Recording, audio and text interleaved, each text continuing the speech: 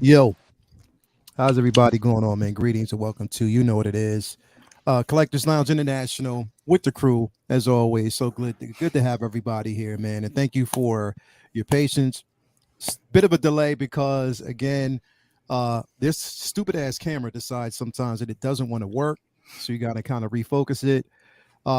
Focus, pun intended. So anyway, we just gotta kind of make sure that everything is functioning. But again, it looks to be working. It looks to be good. If I'm slightly delayed, it's the camera's fault. But anyway, man, so glad to have everybody here. We got a special guest with us today, but with the usual suspects.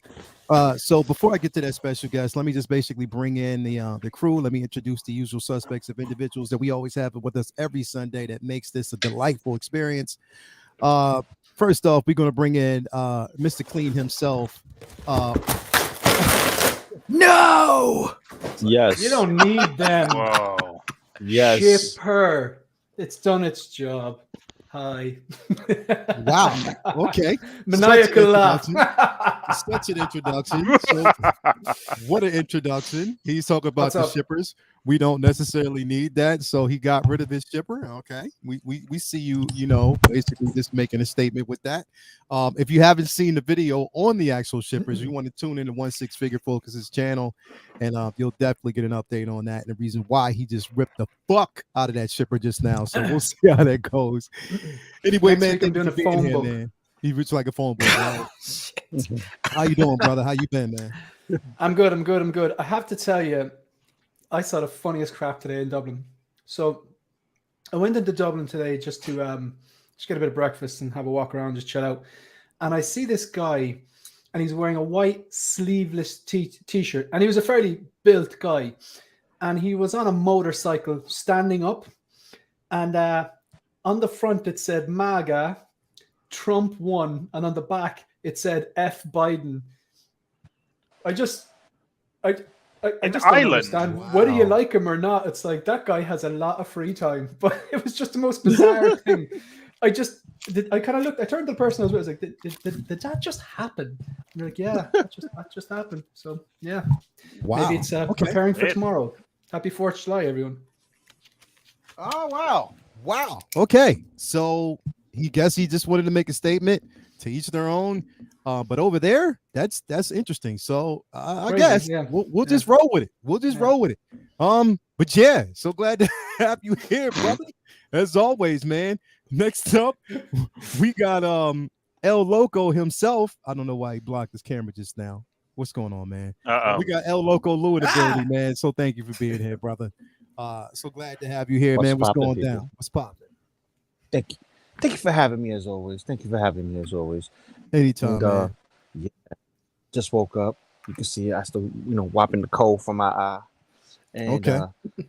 yeah, this is all your fault. This is all your fault. I just love being around my peoples, man. This is all your fault. You see, y'all guys are the most addicting group of people I've ever known, and I'm so happy to be here with y'all. So Yeah. happy. So Well, so glad to have you here, brother, as always. Next up, we got none other than the attention-seeking geek himself. Ben is in the building. What's going on with you, bro? Not much, man. Good to be here. Good to be with my people again. To be honest, I've just spent the last 24 hours staring lovingly at the new images of Namor, the Submariner. Yeah. Oh, yeah. It's, what? Wait. What? he's got I me missed it? thirsty. Yeah, you know Or what? Atlanta.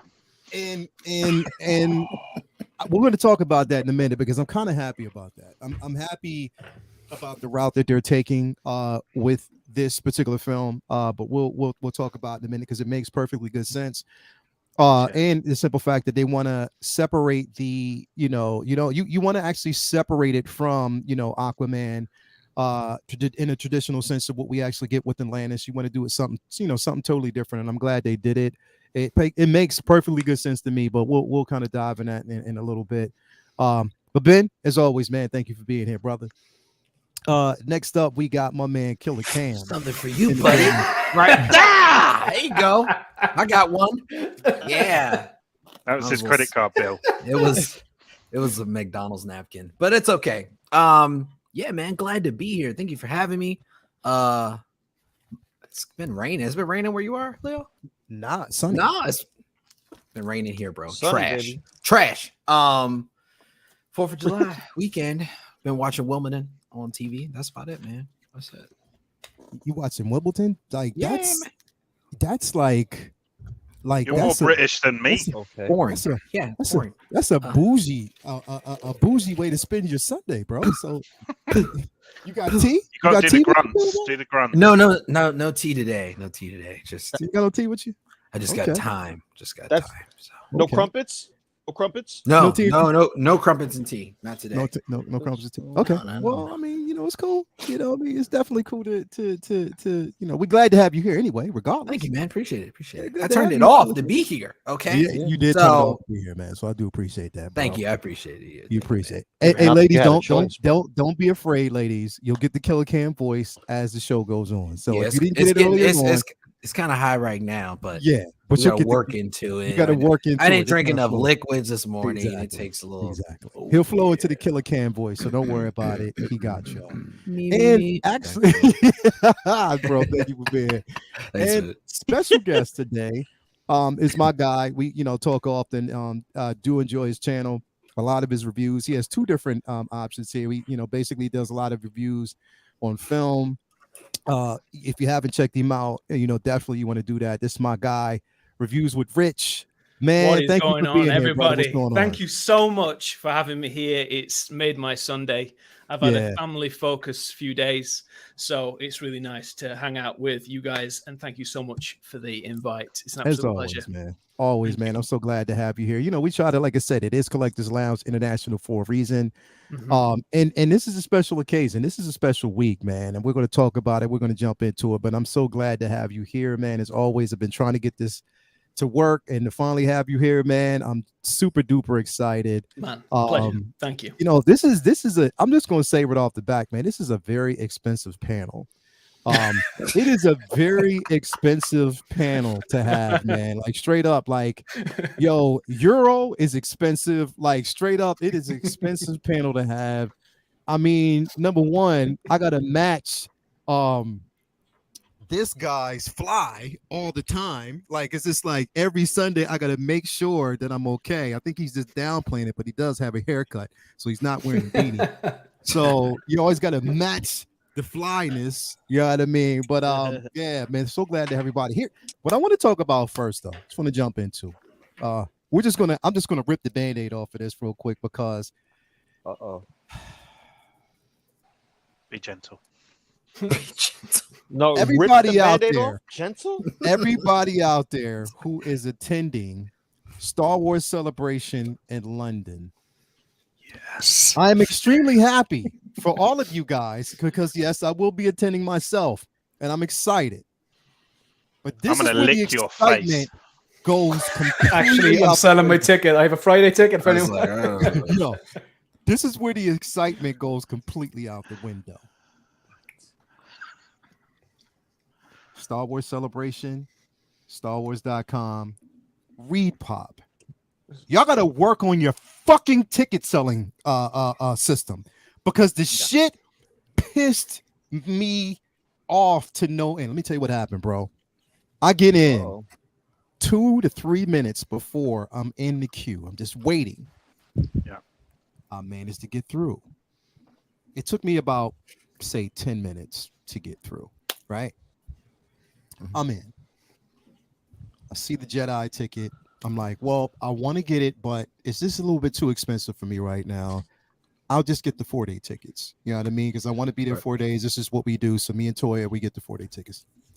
Go through that process. I saw some merchandise. I was like, I'm not really worried about it. I can go back and get the merchandise. So normally I don't get the merch until like at the very end anyway. Okay. Go through everything, select shipping for the tickets. Mind you, I didn't know at that time that being in the United States, you cannot select standard shipping. You can't. So it took me to the very end. I'm going to pay my money, and it says you cannot select standard shipping. You have to go back and change it. Now, you know how it works online. You can't go back. No. it won't let you go back. Uh-huh. If you go back, it gives you an error. So after so many times of fucking trying to get through, I clicked back and would let me go back, and it timed me out. I checked my computer because I was logged in as well, and it said 30-minute wait. By the time by the time I actually got to the page, every single 4-day ticket was sold out. Jedi was sold out. But I was smart enough to hit up my guy, Sean, Spice Runner. He was in. I said, bro, I can't get in. He said, well, I'm in. I said, bro, I need 2 4-day tickets. Oh, no problem. He comes back. He was like, wait. It says sold out. I was like, what the fuck? But then he refreshed it. For some reason, he was able to get 2 tickets. So he did get me those 2 tickets. So I am happy to say that I will be attending Star Wars Celebration. I'm happy about that. But the process of doing this shit was a fucking headache, man. I hated it. Stressful. To the point, like literally, I was punching walls. I was that upset about it because it was just a process of getting through. You know what I mean? So luckily enough, we already, but Repop, like seriously, they have to specify these things when they send out that email. If you live in the United States, you cannot select standard shipping when it comes to those tickets. You know what I mean? You can't. I have a question. Yeah. In a world that's completely digital and electronic, why do they have to send the tickets to us? I don't understand it. Can anyone help me out with I that? thought it was weird. Well, like, 'cause I opted for ultimately nothing. there's a scanner thing on there anyway, Mhm. so we don't necessarily even need the physical. I got the ticket QR anyway. code and I opted not to have them delivered by. I went to the option was will call, which I assume is collect at the box office. Mm. You know, Mhm. so I was sent my email and stuff like that, and I have my QR code. And then I opted for will call, which I assume means someone's going to scan the QR code and then give me a ticket so I can go inside. Why don't they Yeah. just make the QR code your ticket? I know. Save us all the hassle that you have to go through. I don't. Can someone please? Maybe it's a explain it to me? queuing thing so that they split. I don't know. So the queues will be split up more. So you'll have some people who queue up to get the tickets, and then another queue for Yeah. people who already have it. Yeah, and maybe breaks it that's up it. maybe a bit. Yeah. I don't know, but It I was was in a similar boat though, yeah. because Jedi's were sold out. I might have entertained the thought if it was the only thing I could get, but the price was very high. I didn't go for 4-day. I just got a Friday, and did I I. booked the hotel for Friday, Saturday night, and I'm going to try and get a Saturday day pass as well. got you. Secondary market, like, you know. Got yeah. you. Yeah. Yeah. It was a headache. And then Rich, you sent me a message. You was like, bro, did you get your tickets? Ben, you sent me a message. I was like, fuck, I'm trying to get it. And I managed to do so. So shout out to my guy Spice Runner out there, Sean. so Sean's you are coming as well. Yeah, Sean's gonna be there as well. Fantastic. So Spice. is Everyone gonna be needs a there as friend well. like Sean. What he did there Oh was my really god, nice. everybody definitely He's needs in a the- friend like Sean's. We're going to He- promote him to the Oliver Pilgrim level. He's up exactly, there. bro. Well, Exactly. no one's at the Oliver Pilgrim level. Yeah, mate. that's No, true. you That's can't. true. That's true. You know, Yeah. like, there's So- levels. Yeah, He's it Oliver's was, Padawan. yeah. It was. You know what's what? wrong though, is that they advertised tickets going on sale at it was 5 p.m. British time. I don't know what it Yeah. was in Yeah, America, yeah. but 12 there. ultimately, if you were waiting on the actual link, I think it was 1:45, so it was about 15 minutes before.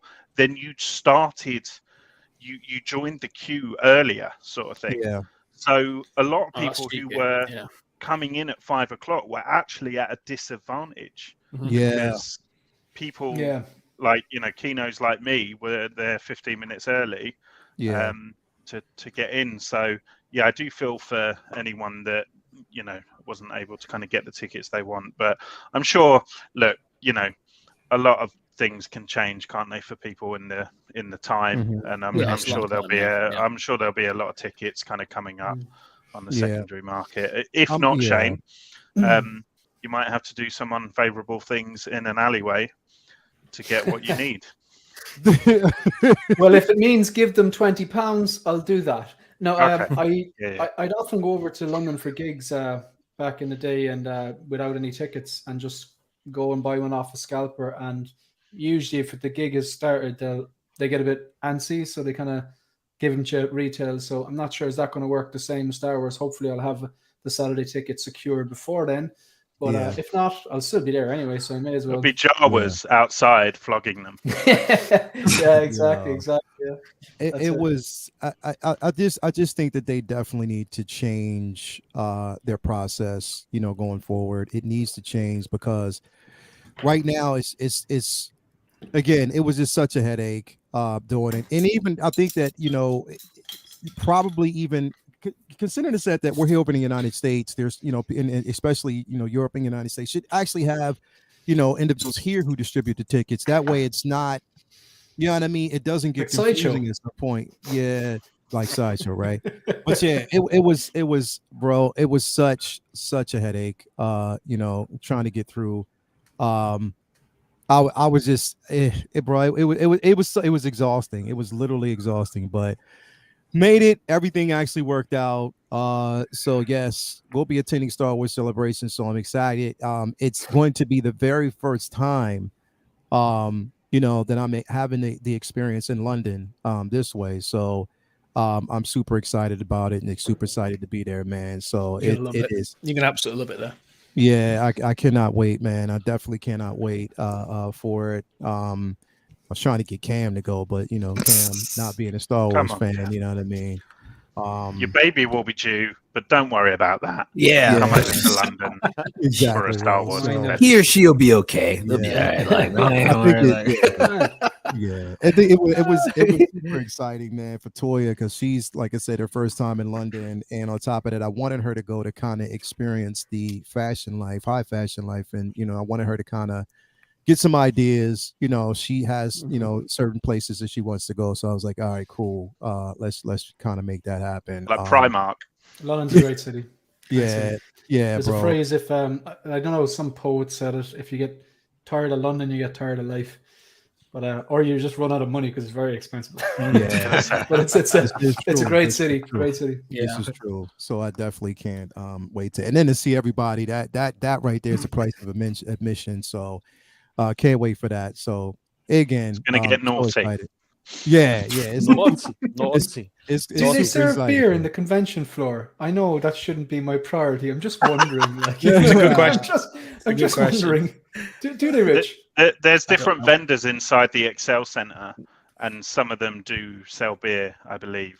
Okay. And I hope so. believe there's That'll be actually an actual bar-like place right at the top of the Excel as well. So All right, cool. Okay. Just Now to we know. know if what not, there's a Focus is place called focused the on. Fox, and the Fox will probably have like a ticketed after party. So I reckon we should all get involved, get Oh, amongst it. okay. on In one What after cosplay. party? Focus is focused on something.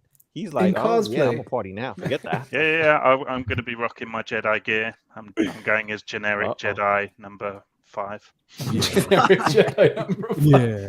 So, That's so gonna be generic exciting, Jedi bro. number 5 is the equivalent of a Trekking red shirt.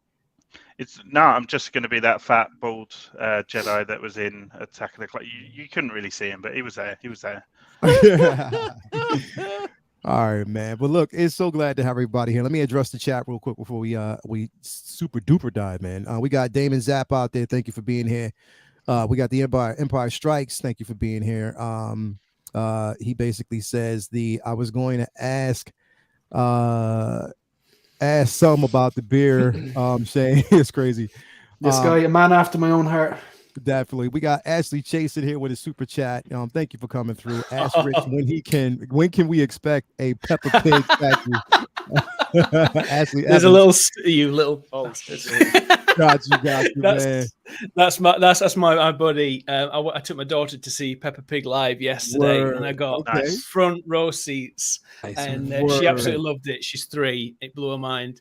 Word. So there's gonna be no statue. But good work, Ash. Thank you, man. Or did she That's take what's up. you to see Peppa Pig live? Oh, it was great. Yeah, we loved nah. it. We loved it. Yeah. Ashley Evans, thank you for being here. Thank you for the super chat. We Thanks, got man. username. If people live in London and don't have tickets, I'd honestly just see if you can wing it and get in probably can. I don't know. That'd be interesting. Doubt that. That'd You be don't You don't interesting. need to see my ticket. identification. Yeah, thank you. Exactly Yeah, right. You don't need to see Hey. that. Yeah, put on some pants, Ben. Straight up. We got Triple G Contact in the building, comics in the building. Bob Dylan is actually here. Thank you for being here, man. Bobby D. R. Castro is in the building.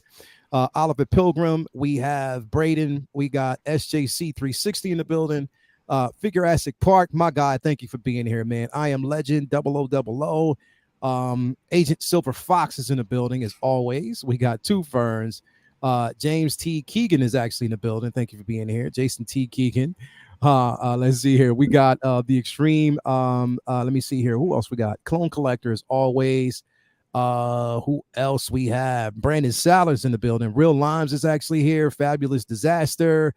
The Six Scale Gallery is in here. My guy, thank you for being here, my man. Always, we got to get you back on here, man, when you got when time permits. Mr. McPickle, William Owens. Let's see here. Who else we got? Sir Jonathan King. Mike Fiela's in the building. Let's see here. Lizzie Venus is in the building. Thank you for being here. Angel is here. Maximum Rex. Malika Mabane. As always, Windman 42 is actually out there. Renz Talentino, the artistically incredible Renz Talentino. DT Artman is out there. Universal Key is in the building. Let me see here. Blitz 0065 is in the building. We got Feezy Figures in the building. PT Works, Triple G Comics. Let's see here. Who else we got? Six Scale Reviews is out there in the building. My man CAD, Cheating Ass Dan, is in the building as always. Thank you for being here. Tyria, Braden, Andre. as you already know, man. And Dre is out there as well. So thank you all for being here, man. It's going to be a good show. Thank y'all. So I'm going to dive in something right up the top, man, because it's been a quiet week. Like it's been a quiet week in the collecting realm, and it hasn't really been as loud as we are used to, or what we normally would expect. But they did drop something, as everybody can see in the thumbnail. They did drop a reveal. We're going to talk about that. But first, before we do, as Ben, you referenced at the very top, man, we did get, we got some screenshots from the upcoming Wakanda Forever, of what these individuals are going to actually look like. We got to actually reveal of Namor and what Namor is going to look like. And I was like, so sexy. I was kind of, I was like, that's kind of, it's kind of incredible to see these pieces, but it looks like they are, in a sense, leaning more towards, it's not comic accuracy, but with the characters. They are bringing some of the characters that we know, some of the villains that we know, into the universe. So I'm excited about that. I can't find the photos for some reason. I don't have them here. I saw some of them online, but I didn't. But it's like you can't. I think it's MCU Facility. I think they were the ones who leaked. Yeah, it's on Twitter if you have Twitter. MCU Yeah, Facility on Twitter. They have all of them. Oh, so on Twitter they have it. Yeah, that's because he doesn't have an Instagram, only a Twitter, I think. But, Okay. I'm hoping it forces their hand to kind of give us a trailer now as well. Like, I've just sent you the on Instagram. Oh, you just sent me the link in. Okay, got Yeah, you. Instagram, yeah. Nice. Because I'll just take it from there, and we'll be able to look at. There we go. All right, cool. Yeah, because it shows all of them there. Thanks, man. I appreciate that. So yeah, I'll bring that in, and we'll get a chance to look at it. We got a $5 super chat thank you very much for that, Lizzie. Morning, gents. So do any of you have the Star Ace Homelander? No, I don't. Hell no. So what are your thoughts, recommendations? I'll talk to you about that in a minute, because there's quite a few other options, because So Toys is releasing one soon as well. Oh yeah, and theirs looks really good, but I'll talk about that in just a minute. So Lizzie, stay tuned. But yeah, I'm going to pull this up real quick so we can, take a look at it and kind of go through some of the images here, which is very interesting. And I'm kind of glad that they are, the reason why I say it's interesting to me is because, again, you have to separate the two. There has to be some distinction. And Okay. Look at this, right? This is so what they're doing with this. Again, they're taking it from now. Here's the thing, with, and we know this about the community, man, especially about the the geek community in a sense. There's some harsh things, man, that are being said about a lot of this art, but I try to bypass all that, and I just don't really you know, I just don't really focus on it, you know what I mean? Because I try not to give it that attention. But so far, I mean, with these images and this version of Namor, it definitely looks pretty good, man. And they're going with more of the Mayans, Aztec era. Like, they're bringing that into it because they want to have a level of distinction. But I think it's smart as well.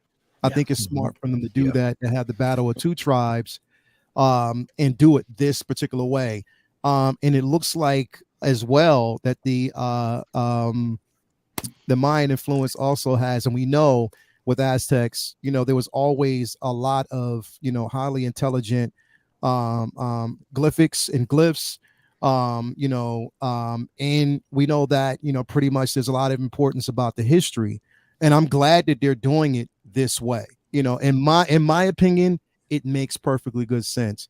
I'm going to start with you, Cam, first, man, because I know you put these up, and when you saw it, you were excited about it. What you feel about it, man? Yeah, I was excited. Shout out to Ben, man, who actually sent it to me. Because he sent me a tumor. You sent me a tumor first, and I was like, "Who the hell is this?" And then I looked, and I was like, "Oh shit, it's from the cartoon." I remember. So I'm super excited, man. I mean, I love how they got down to the details, even with Namor, and they have the rite of passage septum jade piercing in the nose. Yeah. It reminds me a lot similarities of watching the movie Apocalypto, which was such a great movie, man. From beginning to end. So I'm super excited to see where they go with this, and hopefully it gets down. I mean, not too gory and gritty, but it's gonna get down pretty gritty though, and I'm excited. Seriously. Yeah. And he looks good, bro. It looks to me, it looks good. Oh no, it does. Yeah, it looks really good.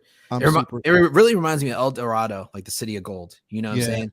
Yeah. But in Pose, it's more like the Atlantis, which they thought was in a different location. So it's like it's super cool. So yeah, I'm excited. I'm super excited, man. Yeah, I'm definitely excited to see how this actually pans out. Ben, I know you were excited off the top, man. What are your thoughts on it, man?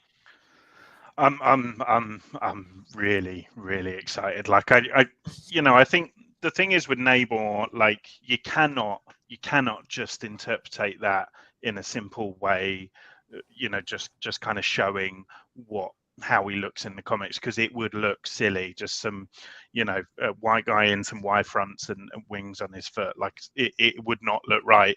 So this is such a kind of interesting interpretation, like the whole Aztec kind of aesthetic, and clearly that will be kind of interwoven into the backstory of like Atlanta and stuff like that. Like I just think that marries up so well, the mystery of that kind of Mayan culture and the mystery of like Atlanta and stuff like that. So am I saying that right? Atlantis. Atlantis, just down the road, isn't it? I just think it's really inventive, and like I'm really pleased. This is I hope my wife's not watching. I'm really pleased he's not wearing much. Like they haven't like no, because they haven't gone like, oh, like let's cover him up and put him in armor and stuff. It's like they're not shying away from what we know about Namor. And I tell you what, he can invade my Wakanda. I just think he looks phenomenal. Like I'm really excited, and I think it's going to be great. And this was actually the image that I saw before I saw Namor.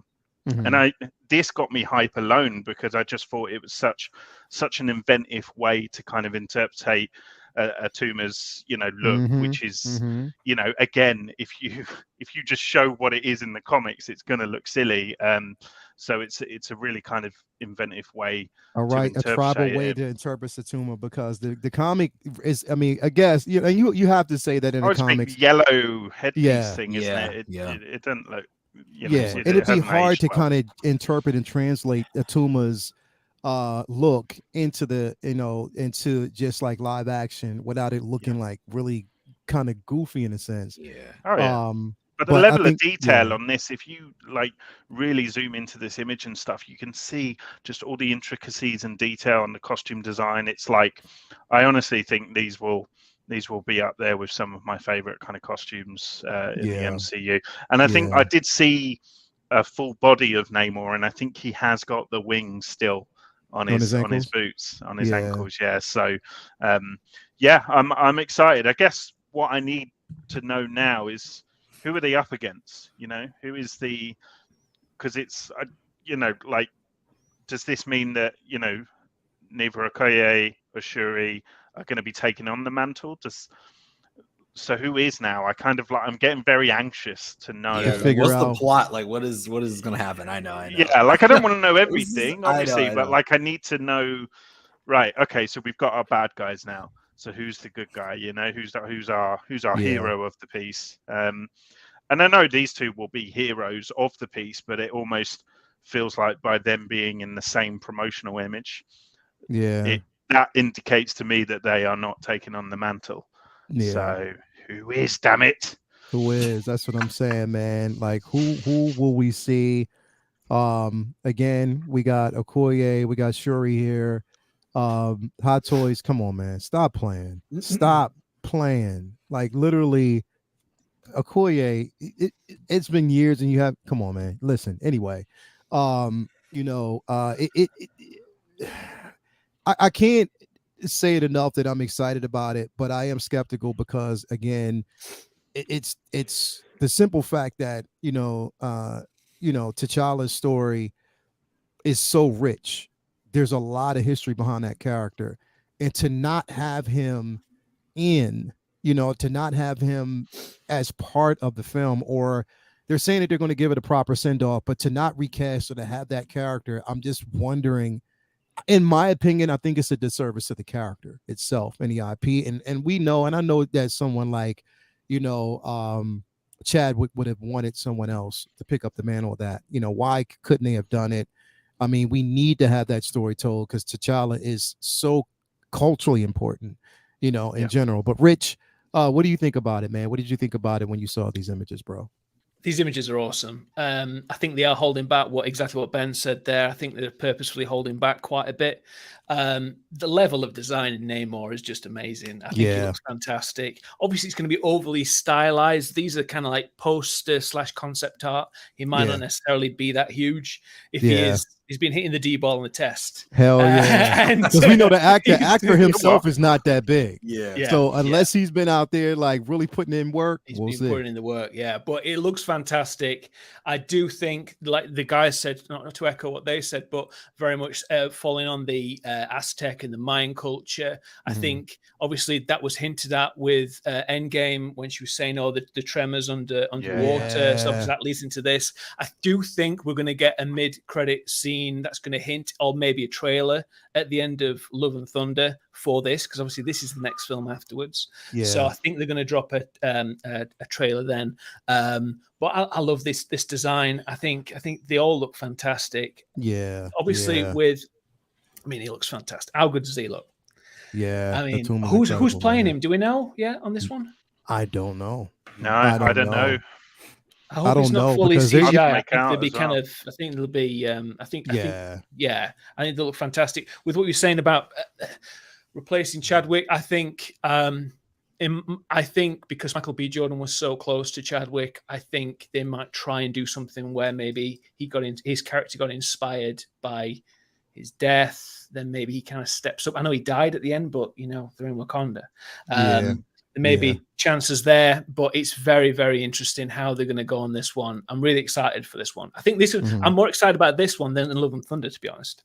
I am too, because there's a lot riding. I mean, number one, there's a lot riding on this film to be good and for them to get it right. But at the same time, in respect to Chadwick and to make sure that they're not doing his legacy or T'Challa's legacy a disservice. And it's just something that I want to see. But I'm extremely excited because we are getting Namor, which really it puzzles me because they're giving him the name Namor, but and I guess they can do that, but they still don't own the rights. Like they really know, because Namor and the Hulk still belong to Universal. Is it a Hulk situation though, where because he's in a Black Panther because he's not a film, solo. Yeah, and that's what I'm wondering if. But is this that even? I don't know. It's strange, and I'm guessing it's okay. I mean, that's how they're going to actually do it. Are we going to see a Namor solo film? Who knows? But if this film does great and the numbers are there, which I think it will, what's up? Do you think Namor will be a mutant? Because obviously that was, there was that story in the comics that he was the first mutant and stuff like that. Do you reckon that's an avenue they'll go down with him? Hot potato. Man, that right there, and that's what I was thinking. I'm like, because he is the first initial mutant. But here's the thing: I do you one even better. Oh yeah. Do you think that with the presence of Namor, that somehow in this film we'll get Storm? Oof. Yes, please. Yes, please. That'd be crazy. Now, I'm going to show y'all something, right? I'm going to show y'all something, a reason why I bring this up. Give me a second here. I'm going to pull her up here in just a minute. And she got something. I was pushing for her to be Storm. I got to bring it up. What is her name? It ain't Beyonce. Please don't say Beyonce. No. Oh, bro. Woo, thank God. Girl Thank from God. Jade from AEW. Have you seen her in cosplay? Yeah, I seen her, but I think this one is kind of gonna it makes perfectly good sense. Once I kind of go in here real quick, give me a second here. I gotta find her, but she put up, because Sideshow actually sent her a figure, and I'm going to show you. And hold on, American. Hold on. Give me a second here. Y'all talk amongst yourselves so I look at this really quick, because I got to find it, because it was interesting that they chose. Yeah, there it ain't. There's your T. There we go. Here we go. So I'm gonna bring it up real quick. Let me see.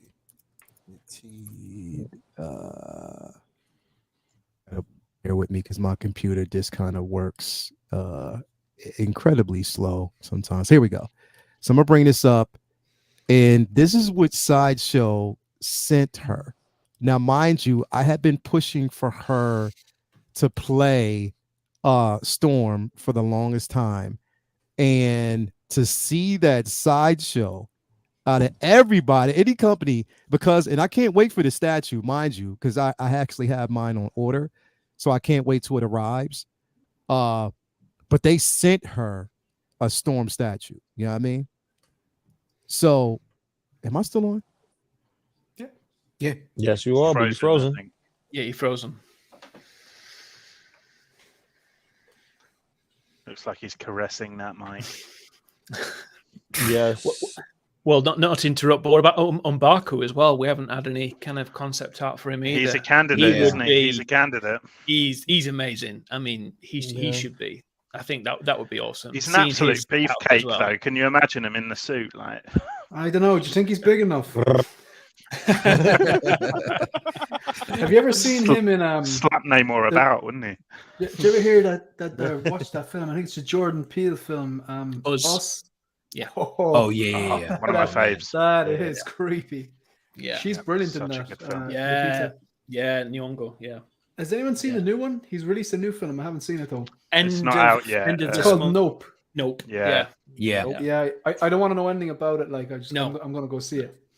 Yeah, it looks awesome. I saw the teaser when I was at the cinema on Friday, and it looks really good. Did you go see Top Gun on Friday? I went to see Elvis. Oh, what was that like? Oh my God, I loved it. Yeah, I loved it. I'm a big Elvis fan anyway, and nice. the performance. Oh my God. Sorry about that, folks. My computer froze. It froze. I must check that out. Oh, you must. Honestly, it's Oscar worthy in many ways. The first. Sorry, Lee, I don't mean to steamroll over. But I'm just feeling. But the first 45 minutes is quite Baz Luhrmann-y, kind of very erratic, and I'm like, Jesus Christ, this is a bit too much. But after that, it just settles in, and it's just unbelievable. Austin Butler, the guy who plays him, is just fantastic, and they focus a lot on the 70s, which I think is more interesting. Where he's in Vegas and he's very much tied to the Colonel and everything. Honest to God, it's fantastic. I was in bits at the end. Oh, yeah, man. I must check it out. I do like a good musical biopic. You know, it's usually it's like you have it. It's just it's basically sex, drugs, and rock and roll. Like it always makes for good cinematic viewing. Whether it's Walk the Line or something like so. I mean, the story's obviously well known anyway. What happened to him, but like his influence in Memphis as well, on Beale Street, and B.B. King and Little Richard, and they're all there and stuff. And the way they've cast him, it's just it's fantastic. The way they lean into that music as well, and they've incorporated quite a bit of modern music into this music as well. It's just fantastic. Right. Yeah, Eminem's got a song out for it, hasn't he? He has. Yeah. I heard the original one with Doja Cat on there, which was pretty good. Yeah, that's right. Yeah. Oof. Look at that statue. That statue's gorgeous. Now, she's gorgeous. I was gonna say, she's not bad either. This is actually have you ever watched American Gods? Yes. Yeah. Oh, I remember. His wife. I remember the first scene. Never mind. So is that that's the goddess, isn't it? Yeah, basically, she plays the goddess. Her name is basically Yati Badaki. And she's been seriously, everybody's been pushing for her to be Storm. Because with her, it makes perfectly good sense. I mean, she well played in the actual show itself. And there's been a lot of people that have been fan casting her as Storm, and she's been getting into some shape. Like when I say shape, she's been getting into shape. She was really good in Rise with she was Giannis Antetokounmpo playing the mom. She's really good in that too. I didn't realize that was her, but that was a really good movie too. That's definitely her. Isn't Michaela Cole in the movie confirmed to be in the film as well? We just don't know who she is. Michaela Cole, the British actress. Yeah, she is. And a lot of people were talking about there was a possibility that she could be the next female version of Black Panther. So I don't know. Yeah. Wasn't the one guy from what's it called was in there too? From God, what is it called? It's the one that all the women were raving about on Netflix. You're talking about? Yeah, I know the guy. Bridgerton. Yeah, Bridgerton. Yeah. He was supposed to be in it too, but because that's why he didn't do season 2. I heard of Bridgerton because he was trying to evade all the women chasing him. Well, I thought he had said he was going to be in Black Panther 2, so that's why he was evading not doing Bridgerton anymore. Yeah, I think he's going to end up playing Bond. To be honest. You think he's going to end up Bond? Yeah, I think he's going to be James Bond. Yeah. Do you think so? That makes sense. Yeah, makes sense. It'd be interesting. Real quick, Cam, don't pretend you don't watch Bridgerton. We got a $4.99 super chat by Mr. Sketch 22. Sad to have an upcoming Black Panther movie without T'Challa. I'm intrigued in the direction they take without having explored much of T'Challa's character. That's the way I feel. Scratch the surface, man. You know what I mean? Because there's so much about the character that needs to be explored, and I mean, for them not to do it, in my opinion, again, I'm just going to say that it's definitely a disservice for them not to do it the way I think they should. It would make so much sense if they did, but again, I can't. I look, it's Ryan Coogler, so I basically have faith in him, and what he can pull off. He gave us an excellent film in Black Panther itself. So again, I know how tough a job it might have been for him to write that story. I don't know. It's really it's going to be interesting. Really quick though, because before I got kicked out here, Focus, what do you think about it, man? What do you think about the images that you've seen so far? The Namor, the Brazilian soccer player, the Namor images. Yeah, like I'm familiar with the character Namor because I read, I think it's the Infinity Gauntlet graphic novel. Yeah. He's in that. And to be honest, like one of the things I always credit the MCU with is how they don't directly lift stuff from the comic book page and put it on the big screen, because that doesn't always work. It just doesn't. But what they do is they take bits and pieces and go, that will work, but we're going to modernize this part. We're going to omit this part. I think they've been usually quite selective and good at doing so. But when I saw Namor's costume, I was thinking, yeah, that's going to be a tough one. Like, so, and I know Ben was saying they didn't really directly lift it, but they kind of did. Like, it's green swimming trunks, a little whatever on the ankles. They've just added a few bracelets. Like, that's what they've done really to make it kind of a bit more stylized. But I don't know. I mean, see, I've seen some of the comments, and let's face it, like there's a certain type of like comic book fan or Marvel fan or Star Wars fan, whatever you want to call it. They're just going to take to the internet straight away. I'm done with the MCU. I'm finished. Yeah. Me, I'm just going to watch the movie and enjoy it. And if I don't, I'll just go, yeah, it wasn't for me. Myself and Lael couldn't be any more polarizing when it comes to Doctor Strange 2. Yeah. But it's like we had a conversation. He outlined why he loved it. I outlined why I didn't like it, and that was it. But like taking to the the internet and going, that's it, I'm finished with it. Whoever it's like, big deal. The multi-million-dollar industry, the biggest production studio in the world, they're not really going to care too much. Like, also, you haven't seen the movie yet. So, in conclusion, I am familiar with the character. I've seen what it looks like in the source material. I think they've done their best in terms of how it looks while honoring the original, the source material. But I'm going to wait and see the film and make up my mind then. If it's a dud, it's a dud. If it's not, it's not. I don't know. I might love it. I think Shuri looks great, and I think Okoye looks great. But I'm big fans of the actress who plays Okoye. She's Michonne, isn't she? Yeah. I just like, when I think of like strong female characters, and I just think of that, samurai, it's like, I'm not going to mess with her. Like, so like, the two girls look great. I'm not familiar with the character. I believe is it the villain, the blue guy? Atuma. Yeah, I'm not familiar with Atuma. Atuna. I'm actually surprised that they didn't change Namor's costume more. But look, I'll wait and see, and I'll judge when I actually see it on the screen. Like, and if I like it, I like it. If I don't, I don't. One thing I have to ask though, Namor. I've always when I saw it, I was like, "That's the Submariner." Isn't his name Namor the Submariner, or is that like a different version? But they've so initially. When the character was introduced, originally it was under the moniker of the Submariner. Before we actually got, it was fully fleshed out, and we got a chance to really understand the character as Namor, his background, his intentions, and stuff like that. Because again, he was part of the original Defenders, and so it's an alias. He could be called the Submariner or. Namor, sometimes. So what I mean, like that's how we got kind of familiarized with the character, who he was, what his true intents were, and pretty much he's like the carbon copy of, or no, put it this way, the way around, Black Adam's sort of like, in as far as personality, is the carbon copy because of the simple fact that they are all for their people by any means necessary. They will protect their people no matter what, even if it means the destruction of civilization.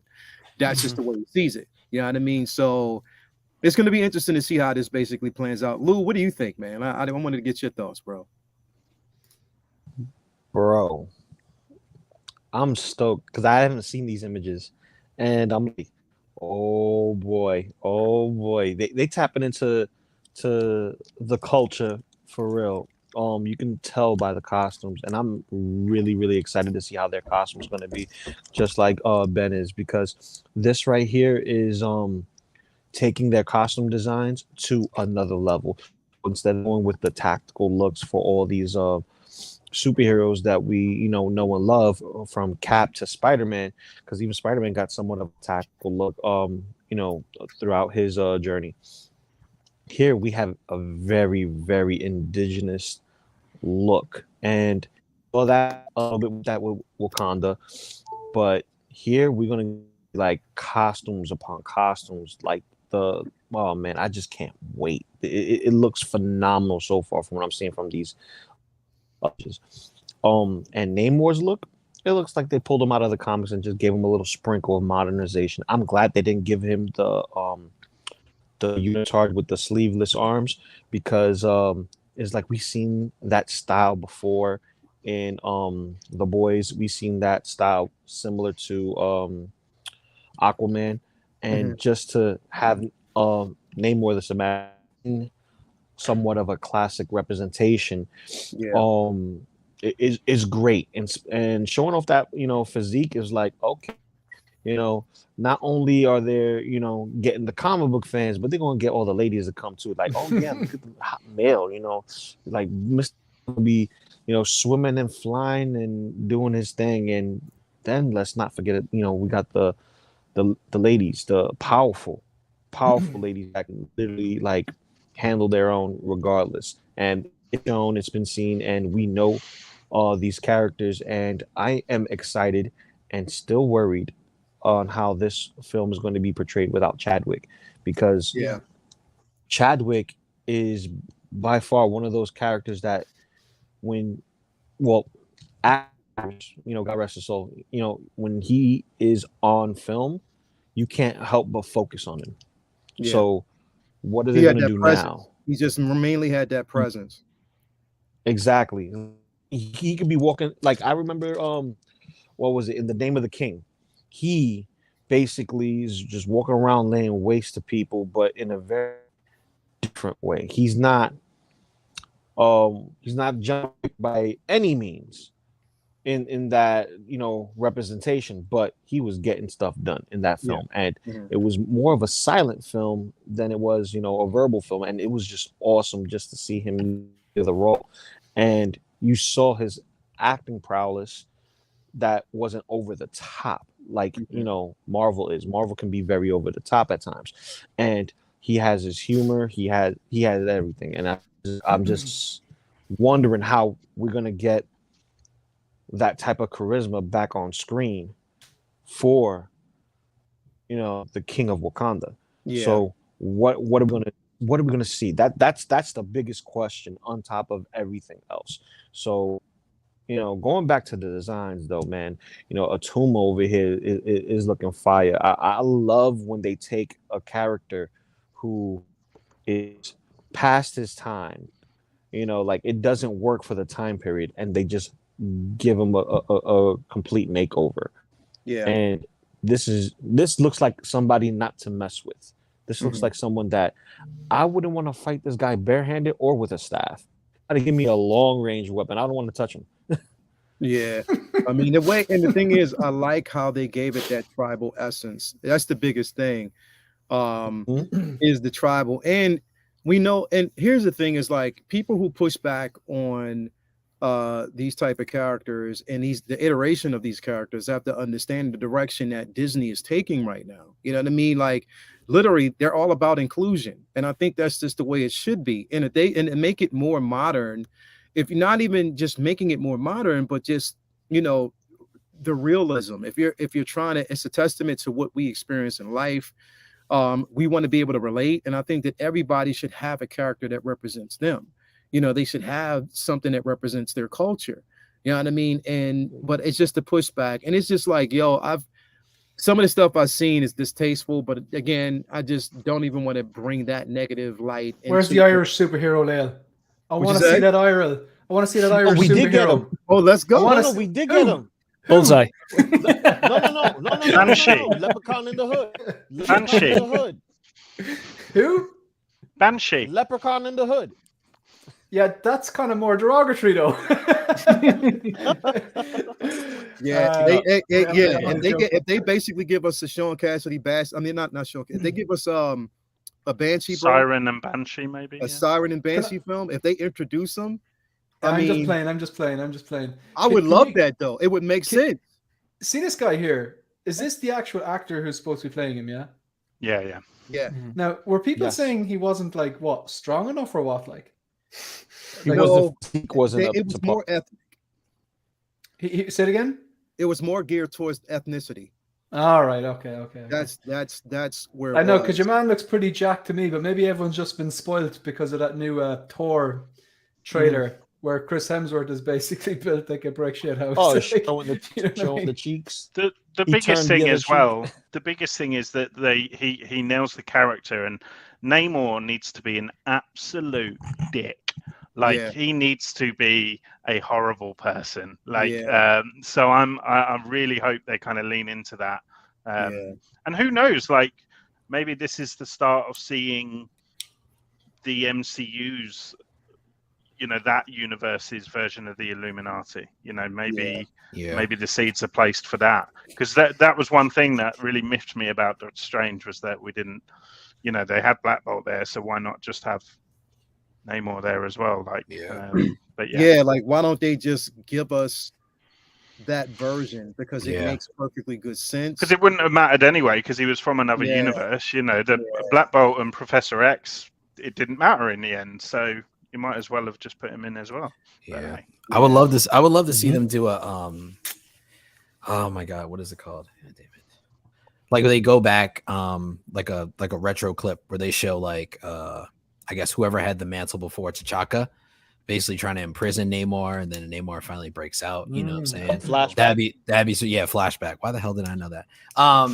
Yeah, I would love to see a flashback like that in this movie and stuff, because Namor is a lot older than a lot of people that are in here now. I think in the comic he was like 98 years old. World War II, he was debuting. Yeah, so I'm like, all right, you know, that could give us kind of, you know, not a prequel, but kind of like a flashback to, you know, how he got to this position now and stuff. For a lot of people that don't know the character too.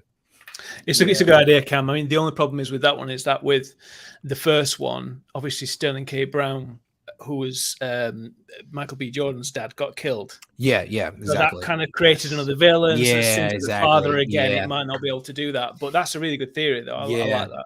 Yeah, I like that. With what you were saying earlier, Lial, it's just I agree 100%. You and I have spoken a couple of times about the toxicity of fandom and not to really give it oxygen. But these people are just so loud for no reason. It sounds like they've got just too much time on their hands, and I think no one's listening to them. We just have to just carry on and just include as many indigenous or whatever cultures that we want to expand the universe. And I think that's what it's about. I love the fact that they're doing this and they're creating these different tribes within Earth's, do you know what I mean? This universe, rather than bringing other people from other multiverse. I think it's great that these people are here, and then more and more people can relate. I think that's really important. Yeah, and it makes the most sense to do it this way.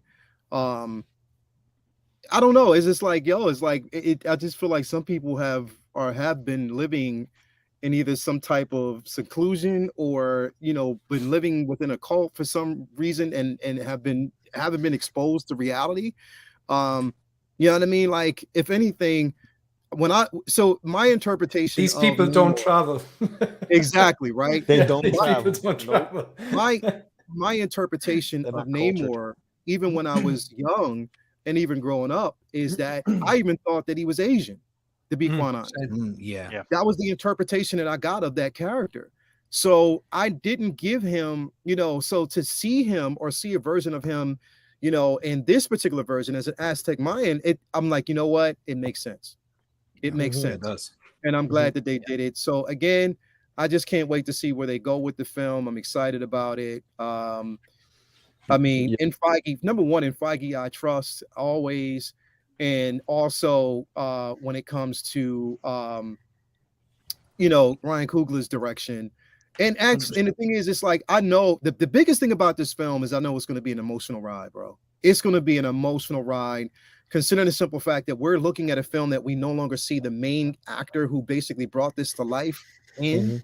It's going to be emotional. And they said that they're basically giving him, they definitely gave him the proper send-off. So I'm like, okay.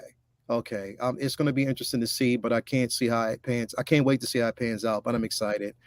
Anyway, everybody out there, man, let me know what y'all think.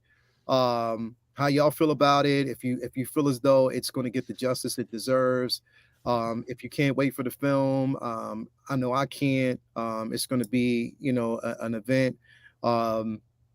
I'm just excited. But anyway, can I just come in on that just before you change there, if you don't mind? Go ahead. So, like my favorite TV show is Breaking Bad. Surprise, surprise! A chemistry teacher who likes Breaking Bad. Shocking. And I've gone back and I've watched the series in its entirety 3 times my own, and I've tried to convince friends to watch it and sat down with the first season. And the more I watched, the first season was very, very, very slow.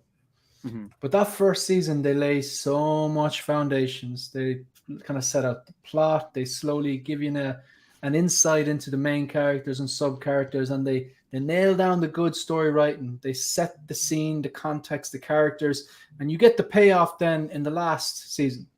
And, along the way, obviously, Gustavo Fring, amazing and all that. But watching those last, say, 6 episodes of the last season, I was on the edge of my seat, and they were drip feeding them us week for week. You had to wait a week, and you knew something was coming. And the last episode was great. The one before that was great. The one before that was great. It was building and building and building because it's culminating into something. So if you go back and you watch Endgame, you watch Infinity War, you knew it was coming because they'd laid the foundations for 10 years and it got better. The payoff was better and better. So sometimes the first act of a play or the first third of a movie has to be a bit slow for that payoff in the end. And I did not see No Way Home coming. I just came out of nowhere. I thought it was brilliant. I was like, the MCU, I'm not sure is it still as good. Like, loved it. I thought that was on an Endgame level. Maybe people disagree. That's fine. But say some of the other films that come out, I'm like, I've been critical of because I'm never going to be dishonest. I'm just going to call it as I see it. You have to be. That's it. It's not toxic. It's not hating. It's like, I didn't like this because, but if other people like it, fine. You don't attack that other person. So I do think, though, we could be just laying those foundations for a massive payoff. Maybe you have, is it Galactus? Yeah? The big, huge planet eater? Maybe it could be Doctor Doom. Who knows? But we'll know in a few years' time. And maybe these episodes or these movies will make sense. Because if you go back to the phase 1, 2, 3 of the MCU and you really digest them, there's probably a few films in there kind of going, if you rank them, there are probably ones going, I'd probably rank them 2 stars. Maybe, I know a lot of people hate on Iron Man 2. I actually really like it. Or maybe like Thor 2. There's a few that you'd rank lower than others, let's be honest. Even if you love them all, there are a few that you'll rank a bit lower. And they might have been just laying foundations for the bigger payoff. So I think 100% agree. I think they are leaning towards Secret Wars. I think that's what the way they're going to go with this one. The more recent Secret Wars. The most recent version. Yeah. I agree 100%. Which I'm excited about because it's better for them. It makes sense to go for the most recent iteration because if you had to go back, if you had to go, the thing is you can't. It's better for them to go with the most recent because the thing is you can't give us that iteration of Secret Wars without have already given us Fantastic Four, given us Doctor Doom the way we want. And you would have already have introduced the X-Men, the Avengers the way we know them. You would have had to actually have given us the Beyonder story. There's so much that's involved. So to just give us that version, that would have probably had to start with phase 1.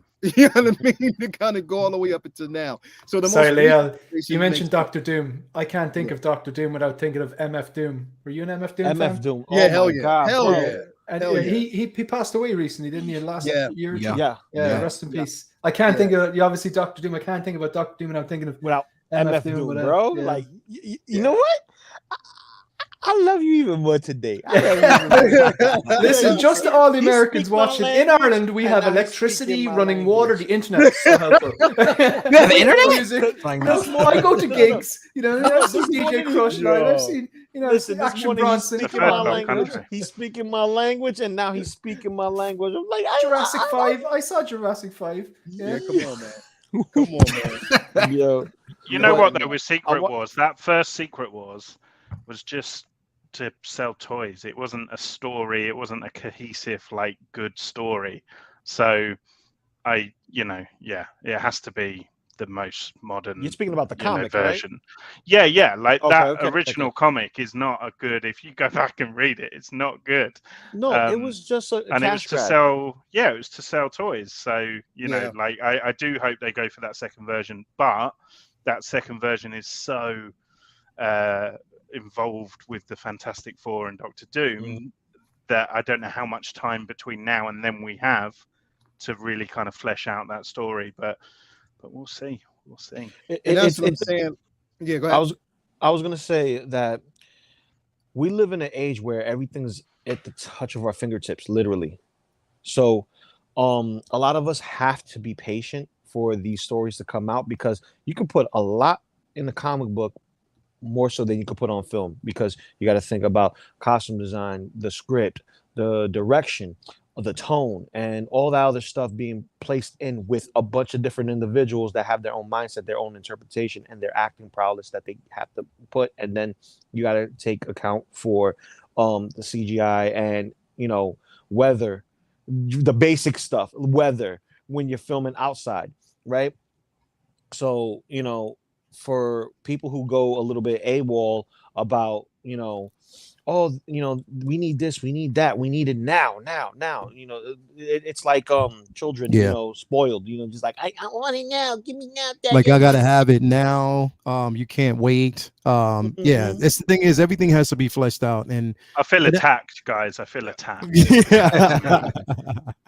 No, but we're in agreement. The foundations have to be laid down first.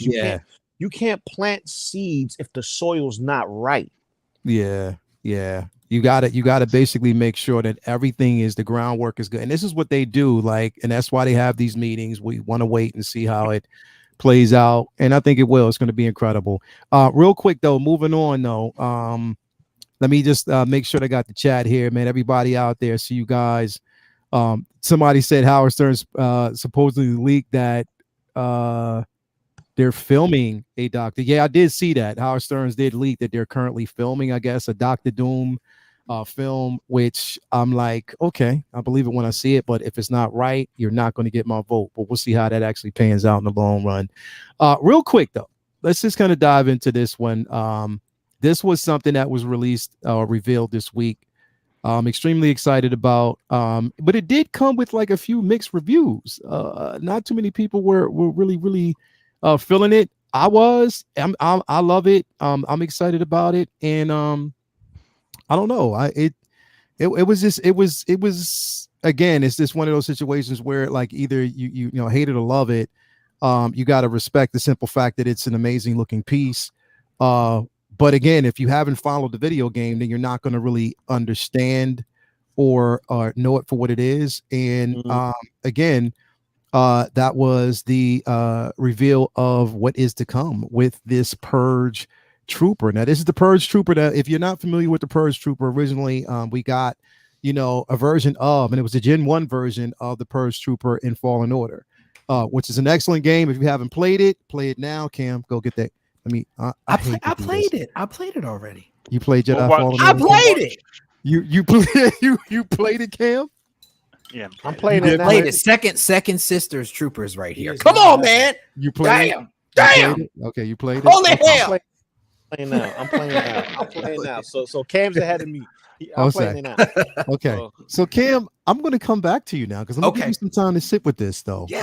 Hell yeah. Cool down first. Thank you. Thanks, cool down. Thanks, man. Rich, you see this figure, bro. First of all, Rich, did you play Fallen Order, man? I love the game. I loved it. I can't wait for the second.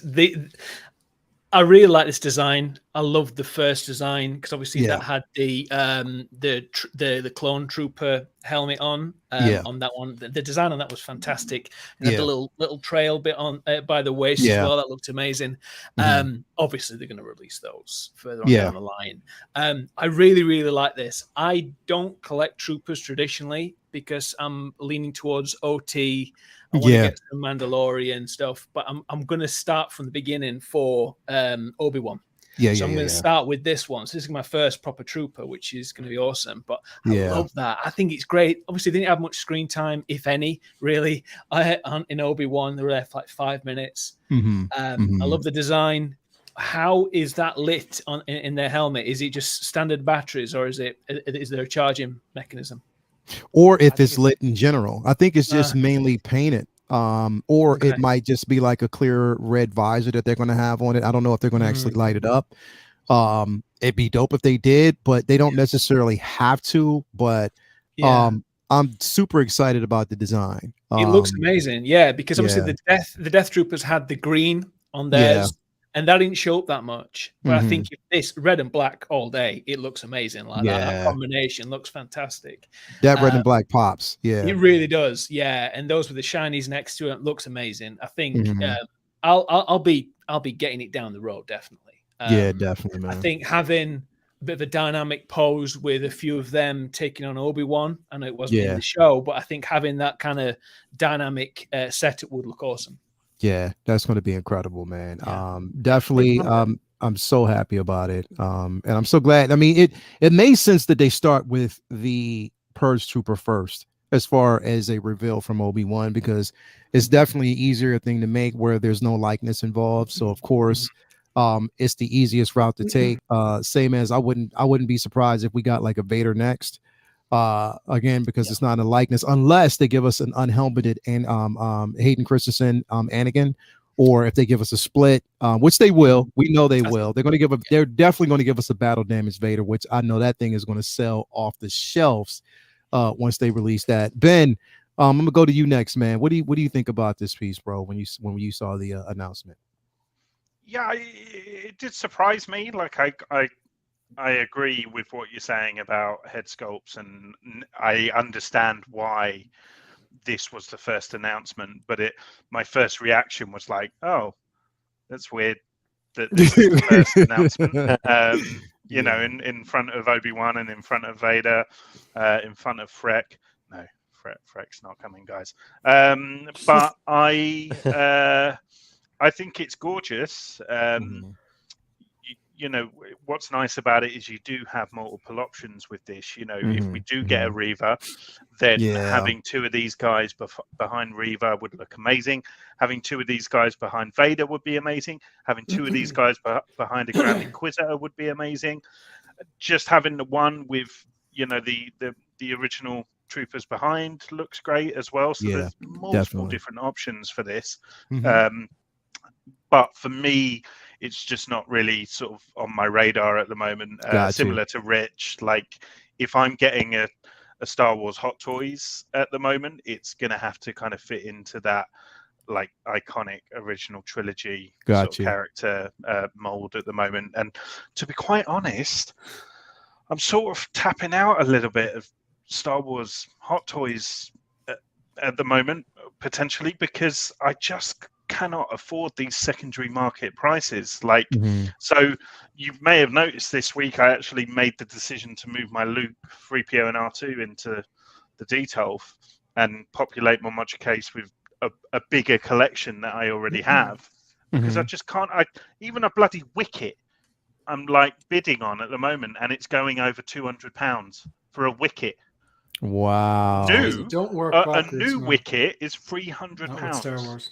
Not with Star Wars. Don't work backwards with Star Wars. Things will be reissued. I know. Exercise that patience. Play the long game. What the hell is patience, Shane? It's hard. It's hard, bro. Yeah, I know. Yeah, it's trust me. It is a lot of nothing. Very little is immune to reissue.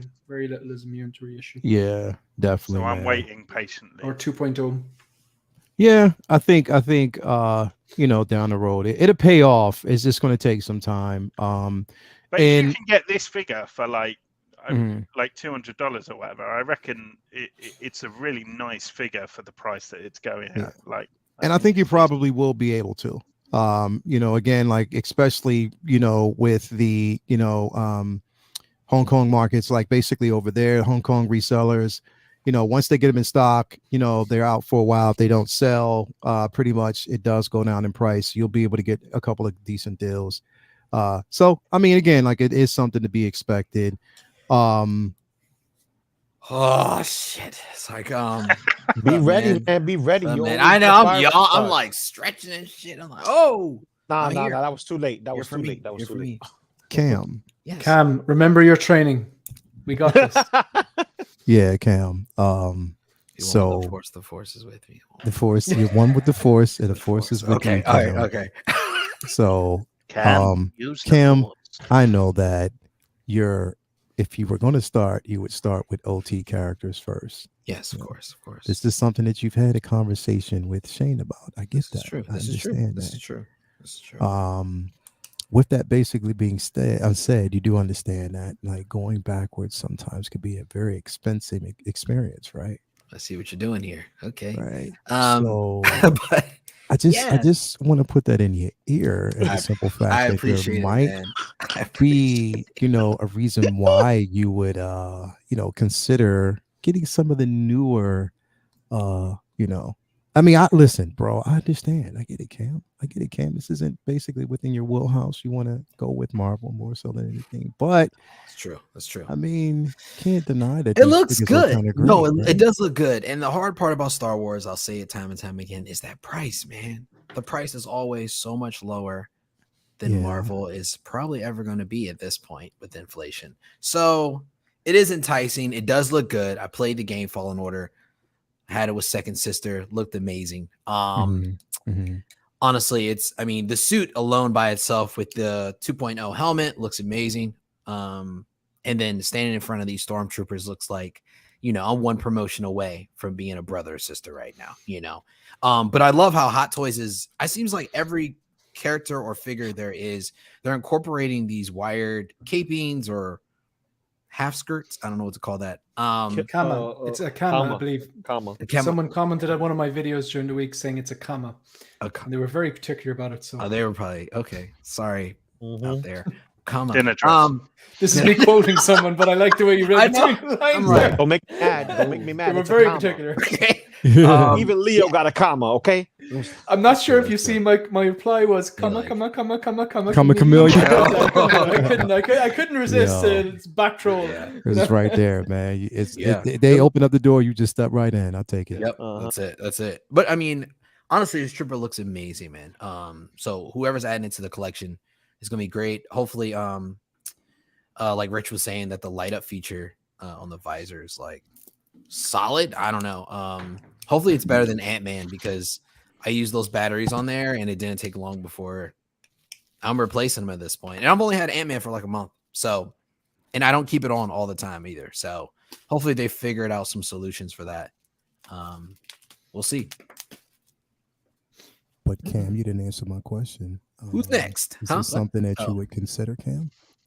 I don't know, man. It just, for me, it doesn't stand out enough for me to want to jump and get this one, honestly. I mean, like, if it was like a Cad Bane looks amazing. I think it looks great. And then the price of it also with all the accessories that you're getting makes sense. This is like going down the rabbit hole of troopers for me. And once I get into the rabbit hole of troopers, then I'm finished, man. That's it. Cam, you're a massive Marvel fan, yeah? I am. There's so many more Marvel figures that's going to come out. I can't keep up. I'm gonna throw some prices at you. Do you have an upgraded suit Spider-Man? Oh, I do. Yeah, I do. This guy flexing. You talking about from No Way Home? Far From Home. Far From Home. Yeah, I do. Do you have a rescue Endgame? I do not. That's $255. Do you have an Endgame cap? Endgame cap, I do not as well. Do you have a Endgame Avengers Iron Patriot? I don't. There's a point to this. Yeah, I see. 343. The point is, like, you're massive into Marvel. I know you're talking about a Black Widow for like $188, Captain Marvel $175. You were in an Endgame Hawkeye deluxe version that everyone would lost their minds when it sold out. $239 now in the Devil's Workshop. Yeah. So this is your time. You make hay while the sun shines. And when Star Wars collapses, which it may, if you're still interested, then I think you're doing good. Jump up in here. Thank you, man. Appreciate it. The dark side. I told you my wife is out of town right now. And Leia is the emperor. He is the emperor. He is. Strike him. Let's strike him down. So she told me I got 2. Okay, I'm getting 2.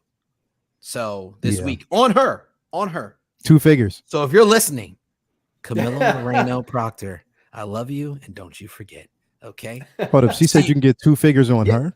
Yeah, 2. Oh shit. So T-Dubs. Oh, Tarkin and Vader 2-pack. Damn. Oh God. man, damn. God. Two of these God. troopers. Got that too. Yo. Y'all trying to hit her hard. That's the two I to get. mean- No, that's the two to get. I mean, So all the right, Tarkin no, Vader no, or you know what? No, here's the thing. Honestly, if you're not going to go Star Wars, if you don't want to go the route of buying the Star Wars figures itself, and you want to stay within Marvel wheelhouse, think about the figures that you don't have. Do you have? Oh, yeah. Okay, so check this out. Okay. Do you have Taskmaster yet? I don't, but he's a great price too. T-Dub, He's you at a already decent know. price. Yeah, He's you at a know fair what? price. He's a Shake, damn shake. good price. Sideshow sent me this. Matter of fact, they're sending out these codes saying like, "Oh, I got a specialty code just for you." No, everybody got the damn code. Let's be honest. 20% off. Yeah. 2012 Captain America as well, and I think they sent everybody Yeah. like $10 as well. Yeah, Promotion. it's a decent for deal. It's a week, so I'm like, I could just use all that. They flirting with you, man. They I flirting with know. you. Yeah, I'm like, y'all winking at me? What's going on? I already basically have that 2-pack. I mean, I already have that cap, so it doesn't. Yeah. You know what I mean? But Yeah. for And I people also- who don't, it's a decent deal. And then also the in-game Black Widow is like 188 on there right now as well. Yeah, there you go. So I'm like, There there's a you go. lot on there. on that's the like- workshop. But you know what, Cam? If you box clever, right? You don't have a Black Widow, no? No, I don't. I don't have a Black Widow. Okay, I'm getting the Black Widow from the movie because I think it's just like nailed it. Yeah, for But sure. that Endgame is pretty good as well. But if you got the Yeah. Taskmaster Mm-hmm. and It then makes more sidestep sense, the yeah. Endgame and get the Yeah. main one, yeah, it's like That does make more sense though. this is You like can pose that collecting one Tetris. with it. Yeah. It is Tetris, literally Tetris. I'm writing them down. Next and I'm level just on my enabling way. going on right now. Yep. In fairness, no. Leal is the emperor. He's bringing him down a dark path. Hey, I And didn't I'm say like, nothing. I'm not going I to say didn't say a Obi-Wan, word. maybe I didn't say a Yoda. word. I didn't say a word. I just put that out there. Here's the thing, though, because Shane, I know I don't even have to talk. You know, all right, let me give you the floor because I really don't have to talk to you about this because I already know it's a pass. But I just go You to you watched to my see video, whether or so- not you admire. Do you admire the figure or what? Because I'll just state this to everybody out there. Listen, it's a pass for him. He's not going to get this figure.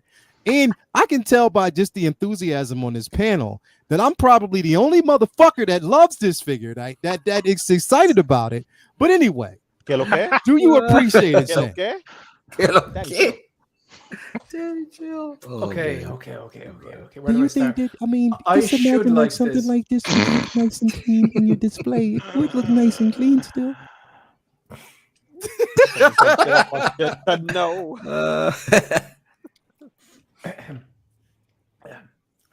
So, I should love this.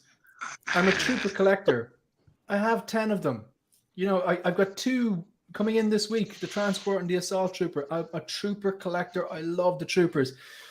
I should like this. Also, the combination between black and red on anything, whether it's a logo or a pair of shoes, whatever, it just looks fantastic. However, as much as I liked Obi-Wan, actually, I really liked Obi-Wan. I think it's a 4 out of 5, 4-star TV show. The Purge Trooper did nothing. At the very least, what they could have done is said, hey, I think there's a Jedi over there wearing an oversized trench coat with a 10-year-old inside. They could have at least pointed that out. They didn't even fire the blasters, or if they did, they didn't hit anything substantial, because I think Reva actually took down the snow speeders, whatever. So they didn't do anything. They didn't catch my attention enough. Like, for example, the Death Troopers did in the last 2 episodes of The Mandalorian Season 1, or the Incinerator Trooper, who really, really, they built up the intensity. I'm not sure, are they going to get out of this? Or are they all going to get out of this? But they didn't actually do anything. So there's that. The second thing is that as much as I like the combination for black and red, there's something about this design, unfortunately, that screams sequels to me. And I just thought a lot of the trooper designs in the sequels look too slick for my liking. I like the kind of more vintage retro look of the original Stormtrooper. And to be honest, when I was doing my pre-order preview video on this, I spent more time looking at those shiny original trilogy looking, I know they're the Rogue One design, I think they're the Rogue One design in the background, than I did actually looking at this Purge Trooper. I understand that a lot of people would have cried out for this and loved for this because they loved the video game, and that's their attention, their attachment towards it. I completely get that. So in my video, I summarize it by, this is just falling a little flat for me. It's not an instant buy. Maybe it will grow on me in the next 1.5 or 2 years, because that's more or less where we're going with this. maybe it will grow on me. So I you'll never hear me saying I hate this in my video. I'm not that type of person. But it's fallen very flat for me. It's not something that I want to pick up. It just looks a bit more sequel than kind of original trilogy or Rogue One or Mandalorian to me. So it's a pass for me. I don't know what it is. I can't really put my finger on it. It just falls a little flat for me. Unfortunately, it's not for me. But again, I'm happy for anyone who loves the game, and we're really looking forward to seeing Purge Troopers. I just wish they did a little more in Kenobi. So whether you like this or not, you can't really deny that they didn't do a whole lot in Kenobi. Yeah, true. I mean, I'm definitely not denying that. I think that, I think that with this, we're going to probably see a bit more of, I would actually want to say Andor, that. maybe. Well, yeah, we'll probably get a bit more, because here's the thing, and I say this, and I'll continue to say this. Rich, I want to know how you think about this in a minute, once we get there. But I think Disney needs to do away with the 6-episode trope. Like, they need to get rid of that, because it's not working. It may work for some, but it's not working for all. They need to get rid of it. You know what I mean? It's causing more problems than what it's worth. What do you think? 100%. 100% agree with you. I think for a story like Obi-Wan, obviously everything else aside, I think they could have had a very, very tight 3-episode season for to really flesh out that side. Yeah, open it up into the second season if they wanted to do that, expand it further. But they just, I don't know, they're just not really nailing it. And I think, like you said, with Hawkeye, very similar, a couple of really strong episodes, then there's a lot of dwindling at the end, try to tie up everything. I do think there's a lot of stuff that they need to really start and be a bit more focused on. The only one that they've done something really good with the 6-episode structure has been Mando. Yeah. The way that they did Mando was on both seasons were fantastic. I think obviously Book of Boba Fett, they could have done that again. They could have done that in a 2 or 3 episodes, or done it as like a mini film. Yeah. If they did it like that, it would have been amazing. But the fact that they had him to have to go into Jabba's Pass, get Slave One, get chits, all that kind of stuff was just like, stop trying to fit it all together. It just needs to just be a strong character-driven story. That's the main thing. That's what we respond to. That's why we love Star Wars. And all that other stuff, I think it's really disappointing. And Andor looks great, and I'm really hoping that they do a really good job with him. His character's strong anyway, obviously within Rogue One. I think if they lean into him being a bastard, I think that's great. That he just shot a guy in the back just because he told him information, like one of the first scenes in Rogue One. That's what he did. Leaning into that, he will do whatever needs to be done for the rebellion, keep alive. Then that's what we need to have, and that's what we need to see. I do think that, definitely. Yeah, I definitely, and I think that because there was a sacrifice with doing it that way. I mean, or they, I guess it's like they feel as though it, again, in the interest of time, they don't think that us as the viewer are invested. And I'm like, did you watch Stranger Things? Like, do you see how that works? Like, how people are more vested in more time given to flesh out characters, given more space to breathe. I mean, I'll go on a record to say, like, a lot of people's gripes about Reva's character are the positive, and the more, again, the more intelligent gripes about it make sense, because of the simple fact that her character wasn't as fleshed out as it should have been. No. Yeah, I mean, not at all. And the thing is because you're deciding to do this in 6 episodes. You have to do away with that, because it makes no sense. Yeah, I think there's 2 ways looking at it. Like you said about the Stranger Things option, the fact that the last 2 episodes ever of Stranger Things combined are longer than the last season of Obi-Wan. Exactly. Right. Those 2 episodes, the fact that they can spend a hell of a lot of money and they've got an abundance of it. Yeah. If they do a 12, I can go one extreme. They can go like the 3-episode like mini movie. They can do it like that, like a longer movie over, or they can do a 12-episode season. Yeah. People will watch, and they're more and more invested. They don't need to keep wrapping things up and tie it in a nice little bow. It doesn't work. Reva, she could have had her own show before Obi-Wan. It could have been like the Inquisitor show, and then her then come into the Obi-Wan show. That would make more sense. It makes more sense if you're setting it up a certain way. Order 66. That could have been the show. That's a great title. That would have been a dope title. Yeah. Because that would Reva, have been a dope title. Like Reva, like realistically, like Vader should have killed her in episode 5. It would make a lot more sense. And then I didn't understand why she chased after Luke in the final episode. And then I think that did a disservice to the character, like, because I really liked her arc from she was in Order 66. In fairness, Ben, I called it on your live stream, like, and that she was basically seeking out Obi-Wan for a shot at Vader. I loved that theory at the time and the way it went to fruition as well. But I thought, like, it was really out of character for Vader not to go, like, I need to tie up this loose end here, seeing as he saw it coming. And I like the way he did see it coming, because a lot of people are going, how didn't you see it coming? But he did.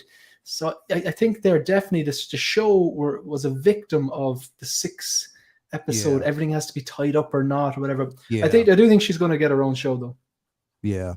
I think if anything, like I said, we need Obi-Wan, which is out of all the shows that they released, should have been the most important. Like, literally. Yeah. It should have been the most important. Yeah.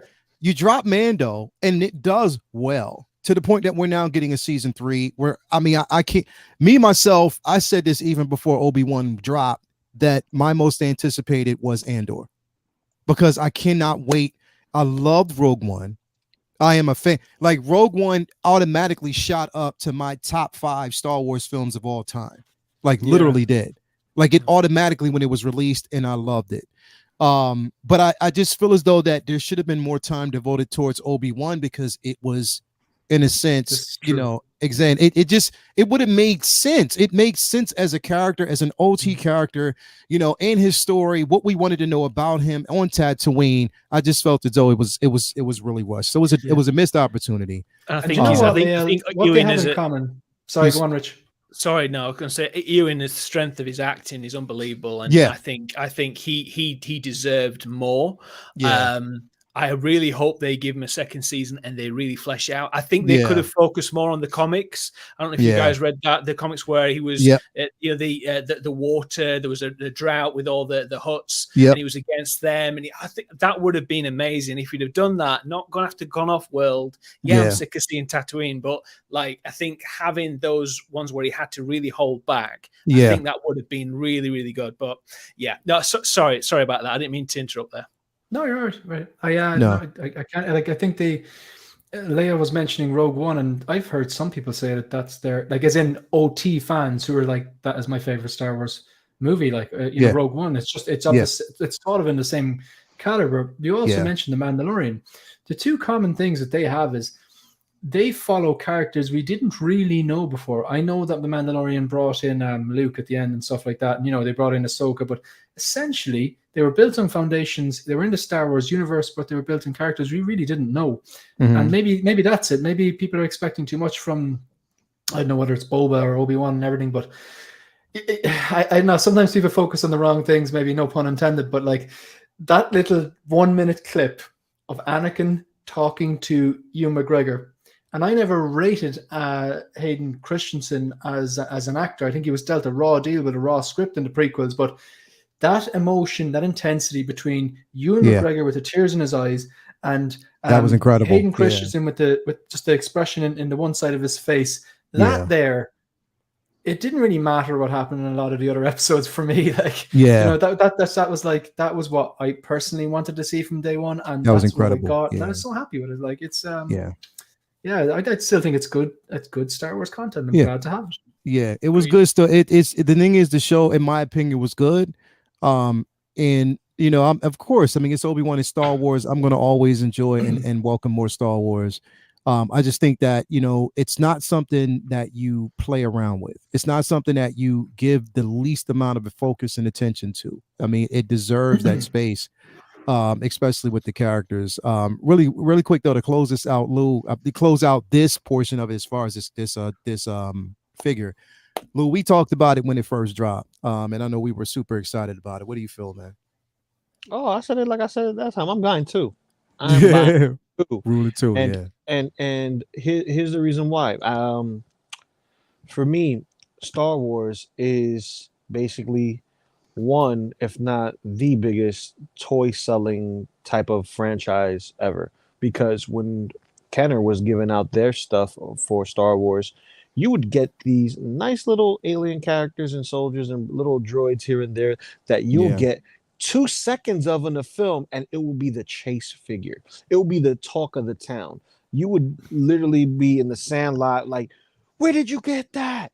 Oh, I got this for Christmas, Tony. Oh, Mom, I want one. Yeah. And everybody's looking for that one alien that didn't do nothing. Just sit there in the background in the bar, or was there in the alleyway, or the trooper that got shot first. Like, didn't do nothing but got shot. I need that one. You know, Hot Toys is going around that route, and we're getting figures that are different, and different is good. And I know there's a strong attachment to OT. How can you not have it? You know what I mean? How can you not have it? But this is a complementary piece. And no, we can't see yourself. Sorry, Cam, we can't see yourself. That wasn't me. That wasn't even me. That was me. Oh, that was focus. No, my sound is my down. phone. When I open up this thing, it just went off. Yeah.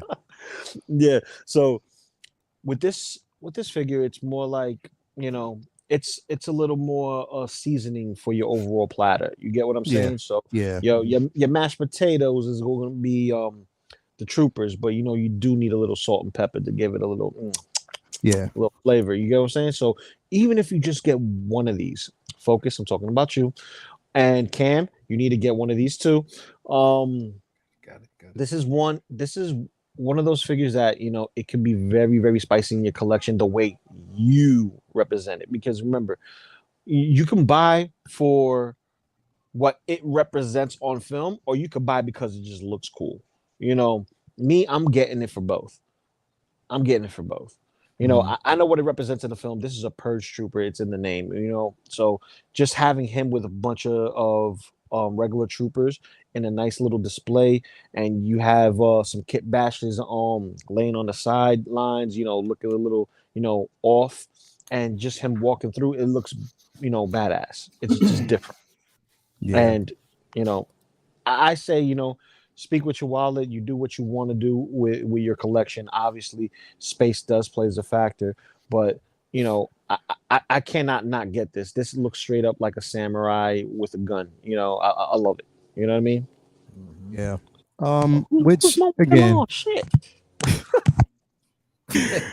I mean, it's one of those things where again, I can understand, like, there's a lot of people that probably won't get it. There's people that may, get it, because it drops. Again, I'm not a pre-order, so I don't pre-order anything anymore. So once it drops, I'll get it. But I am excited about it, and I think that we can all agree that again, it's a smart decision to drop this first because of likeness. So, I'm excited about it. I can't wait to see what's actually going to come next. From this thing we call Hot Toys. It's going to be interesting to actually see. I want a Ned B. If they drop a Ned B, then I'm that would stand out on the shelf. Like, it'd be like a yellow K2SO. How could it not? Like, that would definitely stand out. Big ass hammer. Yes, please. Yeah. So really quick, I want to bring this up real quick because we see that there are some advantages and disadvantages to collecting 2-packs. Like 2-packs, when we get like figures that they decide to basically release, or they might give us, like, now troopers, that makes a lot of sense. If you get like a 2-pack for like the the commander, and you might actually get those 2-packs. It makes sense. But for instance, I know, again, I wanted to put this up earlier. Our 2-packs an intelligent purchase, and the reason why I say that is because I'll do this again. So this particular pack, okay, so mind you, it is the Nightmare Batman Black Suit Superman pack. Is it an intelligent purchase? To some, you may say yes. To others, it may be a hell no. Reason why is because if you already have a Nightmare Batman and you wanted that black suit Superman, you have to get this to get it. They didn't release it as a single figure.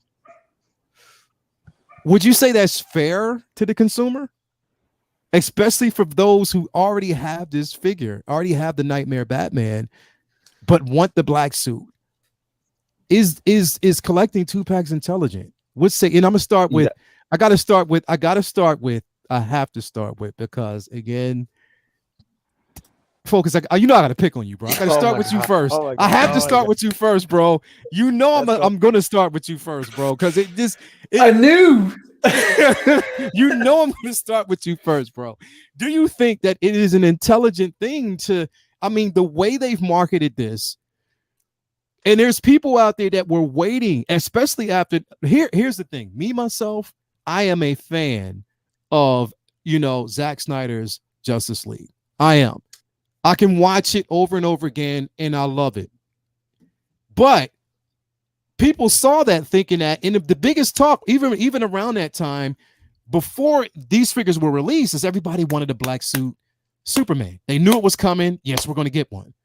But then these motherfuckers released it with a Nightmare Batman. So what do you think about it? Was that intelligent, or is it a smart?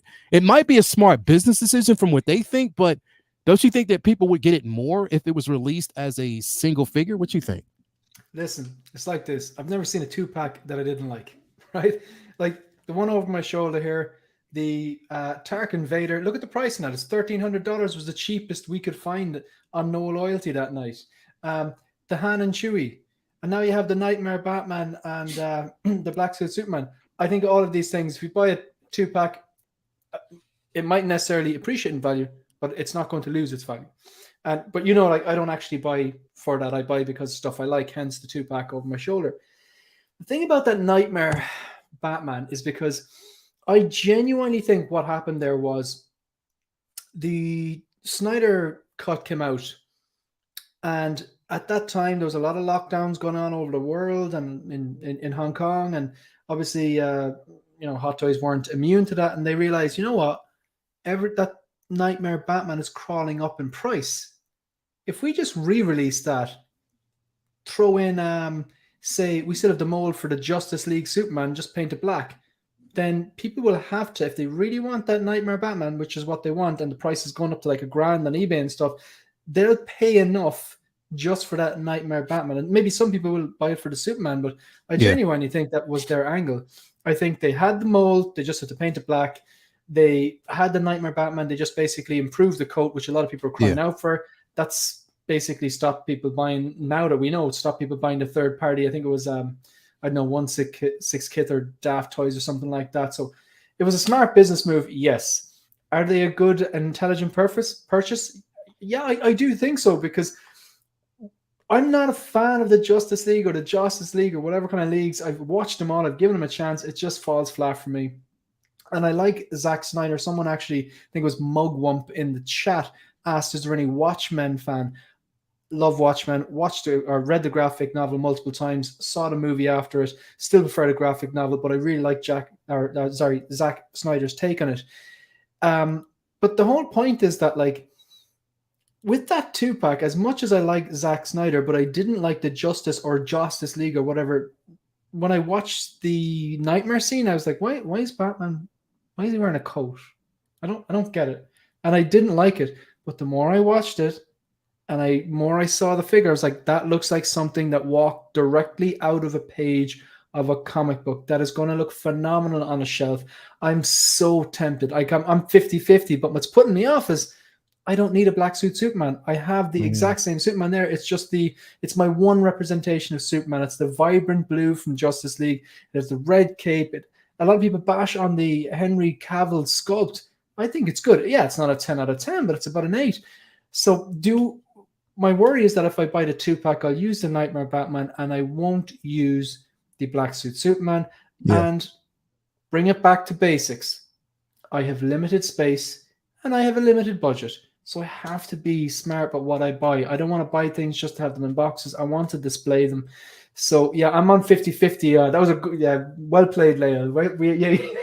You just heard my internal monologue rant over. I haven't ordered it, but even if I order it, I think that the 2-packs tend to appreciate in value. So to answer your question, yes, they are an intelligent purchase. If you really like the stuff, happy days. If you never intend on selling it, happy days. But buying this one, just leaving it there for a few years, most of those 2-packs do very, very well. I think this one eventually, when things sell out, will do very well. We know that Tarkin and Vader is doing very well. We know that the Han Solo and Chewie is doing very well. The 2-pack Stormtrooper, I can't think of a 2-pack that hasn't like doubled in price, like, you know. So yeah, I do think they're an intelligent purpose. I just have to wait. Maybe T-Dubs will tank that price. You never know. Yeah, and the thing is, I think it to me, it's not to say that there is an appreciation for it, because I appreciated it because number one, I didn't have the I never had the Nightmare Batman, and I wanted it. I missed out on the first time, so to have that and actually have it mixed in with the black suit Superman, it was a no brainer for me. I'm gonna go to Rich next. Rich, what do you think about this concept? Do you think it's a smart? I mean, there's its ups and downs when it comes to this, because again, I'm just thinking in the simple fact that there are people who already have that black suit, already have the Nightmare Batman, and they wanted the black suit, but in order for them to get it, they have to go this route. You know what I mean? What do you think? Well, I actually own the black suit the Nightmare Batman. Sorry, and when they announced this, I sold it instantly because I knew I'd be getting this. I knew I'd be getting the black suit Superman because that's. Did you get it before the price tanked? Sorry to cut across. Yeah, I did. Yeah, I did. Nice. I did. These are the stories I like to hear. Like, I'm a bit of a Hot Toys hustler. I'm forever revolving that's a smart strategy. I have to be, because I'm restricted on space and budget like everybody is, and I buy and sell Hot Toys all the time and collectibles to fund my. Say, for example, I've got a Prime 1 Batman Arkham one that was 2 Hot Toys worth, so I got that for a bargain price. It was just the 3rd scale. So can I just actually say something there? What you did was very clever, because you knew that there was probably a superior version of the one you wanted coming out, correct? Yeah, and absolutely. You capitalized on the hype of the Nightmare Batman, which I'm guessing probably funded the entire 2-pack, yes? It did, yeah. So that's clever. The only thing is you did have to wait for probably a year for it to come out. Is that correct? It is, yeah. And I also had a custom bunker made by IC Customs as well. I'll have to send you a picture later on. Amazing piece, which I had there with the Nightmare Batman. Sold both, paid for the double pack. That's coming. That Leal's got. You bugger. But for me, the black suit Superman is an absolute beautiful piece anyway. A lot of people say the parting's not right with the hair, but what are you going to do? Apart from that, it's got a wired cape, which obviously goes in the face of the Unreal Custom capes as well. There's the Nightmare Batman has a better coat as well. I never minded the other one, to be honest with you.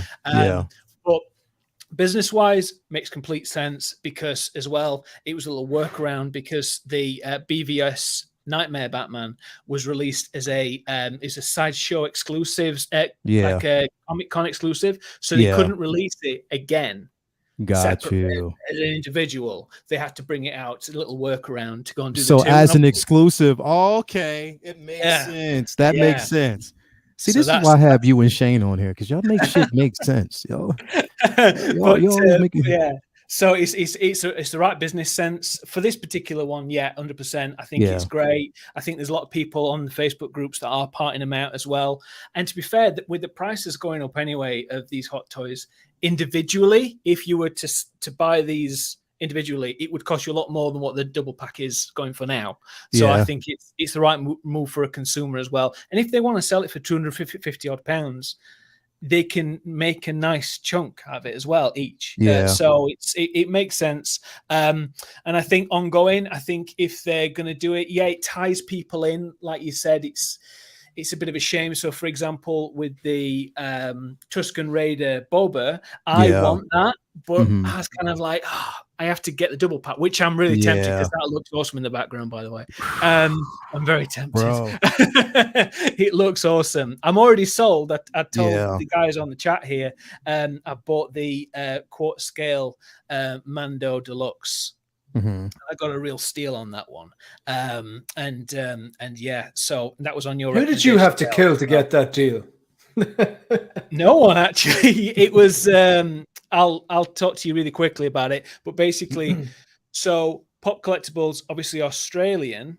Pop Culture Australia. They've got a battery law thing at the moment, so they can't sell anything to do with their batteries internally. So what they've done is they've knocked all the prices down for international sales. So for the the Mando Deluxe cost me £400 all in. I haven't paid imports yet, so I'm a bit unsure. They're going for like £600 at the moment. The standard one I got for £250, and that's with shipping. So what I'm going to do is I'm going to sell the Mando standard to basically pay for my little deal I just did there. So it's trying to hustle a bit, trying to keep it. That's a hustle. Yeah, hey, yo, Lou, your talents are lost here. You need to work the stock market. You'll make a lot more money for less. You'll be fine. Hey, Lou, that's the Bronx hustle, bro. That's a hustle, bro. He's hustling right now, man. The hustle. That's why I didn't say nothing. That's a Tuesday. That's a Tuesday, right? that's definitely a Tuesday. What you think about this though, man? Do you think do you think that this is, again, there's some upsides and some downsides to like a 2-pack? To me, that because I have that Boba Fett 2-pack with the Boba and also the Nomad Boba. And it is an investment. That head sculpt is definitely the price of admission. It's incredible. But what do you think about the 2-packs, man? Like, and didn't you get actually a 2-pack turtle set before? No, you didn't? Nothing in my 6-scale collection is a 2-pack. Got you. Right now. And here's the thing. You can't go wrong with a 2-pack. Got you. A lot of the 2-packs we get are either, they come with a special accessory, right? And they just keep going up in value, just like, Shane said. And why wouldn't you want to get a 2-pack? Yeah. Because let's be fair. As Rich had, touched on earlier, you got 2 exclusives. You got a Toy Fair exclusive and a con exclusive, right? With Batman and the Nightmare, the Nightmare Batman and the Superman, right?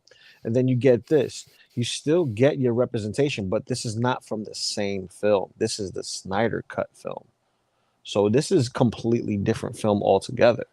If you really want to think about it, right? Same characters, same type of storytelling, but actually not the same type of storytelling. When you sat there for 4 hours at your living room, you're like, okay, I need a bathroom break. Pause, go take care of that. But you was stuck watching it because it was so good. Long, but it was good. And that's, to opinion. That's up to you as an opinion. For me, Snyder Cut was way better. Long, but better because it was laying down foundation that they didn't do with the other films. But as figures, it's like everyone raves about, the Superman. Everyone raved about this Batman. So why not take 2 of the best sellers in the Justice League and put them in a 2-pack and give them, at mass retail? It is not an exclusive, no nothing. They're just exclusive with each other because you have to buy them together. And that right there warrants the price of admission, because right now, look at the prices that we're seeing for, things like Dead Strange. Doesn't really come with much. That's $345. Yeah. Look, what's this on Sideshow? What's the retail on this? 5 something? This on Sideshow currently, right, is $520. $520. Yeah. $520. Look at that price. Look at that price difference. You're like this. I could get 2 figures if I just throw a little bit of extra in there, throw some points in there.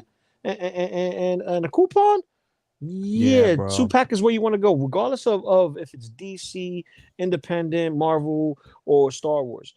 You know, you're gonna speak with your wallet, money talks, and you're gonna get the best of what you want represented on your shelf. You can't go wrong. It's like, okay, I missed out on the red and blue. I don't want to pay $600, $700, you know, with tax and all that. You know, I might as well go in and get a 2-pack. I get the best of Batman upgraded with the jacket and all. I get the silver and black suit that everybody wanted when they first came out. And you still get the Justice League base, where everyone knows that those bases sell for like $50 a pop, maybe more. They can have all of mine because I fucking hate these bases, bro. I hate them. I hate them. That's another hot toy for you. I really do hate those bases, bro. Because you can't in a DTOF, they don't work. No, they do not work. They do not work in a DTOF. But I hate it. But I've actually used one. I've used. I see. Here's the thing. The only one I have in my DTOF. Actually, no. Well, yeah. The only. Well, I think because I think I took out Wonder Woman's. I have the Trinity in one.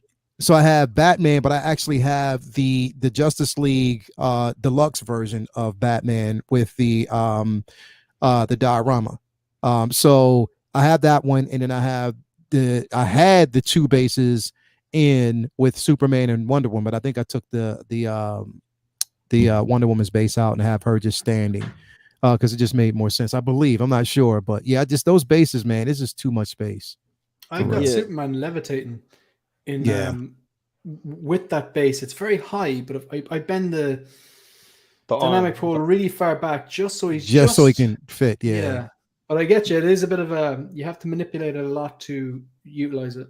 To get it to work, like you definitely do, but also those bases look great together, lined up. Like it's meant for it to be together, lined up. Like this is a ledge. Like everybody's lined up, you know. And this is the hero pose for everybody to be. So you know, like this 2-pack is a no-brainer. You know, the same thing with the Boba Fett 2-pack, no-brainer. Yeah. Look at all the 2-packs that have been released. Let me know if you can find a very cheap Rocket and Groot 2-pack. Let me know. I'll wait. You can't. I'll wait. You can't. You definitely can't. You definitely ain't. You're damn well not basically finding a Tarkin and Vader 2-pack at a really reasonable, decent price. Tried. You might as well knock that out the park. That ain't gonna happen. Sorry, Cam. I tried. But you know what I mean? It's the it's just Luke 2-pack. Yeah. Bespin Luke 2-pack. That Bespin Luke 2-pack. It's just like mm-mm. And that Leia, and now the Leia and Wicked 2-pack. You know what I mean? Like that. That's like only about a 2-pack. Wicked. That's a 1.5 pack. Like that's a 1.5 pack, man. Yeah. You know what would be a great 2-pack actually? They release a 1.5 pack from Kenobi. They need Kenobi with that long trench coat, and then you put the kid inside the trench coat. It's a 1.5 pack right there. Yeah. You can put the Purge Troopers in the background, not noticing. The gunk droid and Jawa 2-pack is crazy expensive, and they're small. One's a hollow piece of plastic, and the other one's an articulated little figurine. Just if you do the simple common sense thing and just like 2-packs sell, and when they sell out, they are worth money. If you're not willing to have this in your collection, it's still a good investment if you just want trade bait. Yeah, and that's another way to salvage your collection. I just need that black suit. I definitely need that. And I love the aesthetics on that Nightmare Batman. I was pissed that I couldn't get my hands on one, but I'm finally glad I have it here. So I'm definitely excited about it, man. The color is right on that Batman. The color on the jacket is right compared to the first one. That's the biggest or distraction. When people say like, "Oh, this is not the right," that's why people will, like get the third parties. But apparently the material is different as well. And the material is different. Did the other one have a pleather issue, a peeling issue by any chance? Yes. So like I think this one, hopefully that Cad Bane jacket is the same as well, because they must be listening to people complaining, because you don't want a figure that's going to deteriorate over time. Like I'd love to splash out and buy a DX13. And I have a price in my head that I'd be willing to pay, but if I open one of the new sealed, is it just going to be like a flake show? You know what I mean? Mm-hmm. Oh, battle damage all day for you.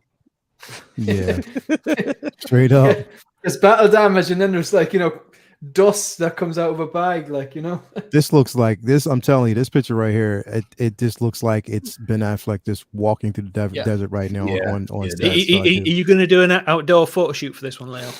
What'd you say? Are you going to do an outdoor photo shoot? Because I know you've been doing those recently, haven't you? Yeah. I'm definitely going to do it. That'd be awesome. I'm definitely going to do it with this, just to kind of give it that. I mean, I tried it with. I was doing it yesterday with Ray and the speeder, but the sun. The thing is, it's like, I mean, from a photographer standpoint, anybody who does it professionally out there, like it's best to get it sunset or when the sun is not as bright, because it's too overexposed. Golden hour, or you need an ND filter. Yeah, definitely do, man. It's 2 to 5 stops you need, probably. Yeah, definitely. Look at him. So, I want you. We're gonna put those back up there for Ben too, because once Ben gets his Spider-Man, I'm telling you, Ben, once you get him, you're gonna definitely need to replace those shoes because they're terrible. There'll be none left by the time I get it, and I'll just have to get him like some Umbro shoes. No, get the shoes now. Get the shoes now. Some what? I got mine. Some what? Some Umbros. The Umbros.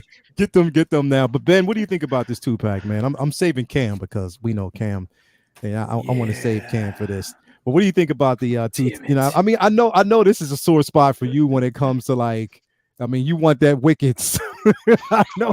Like it's not really a good place for you though. But what do you think, man?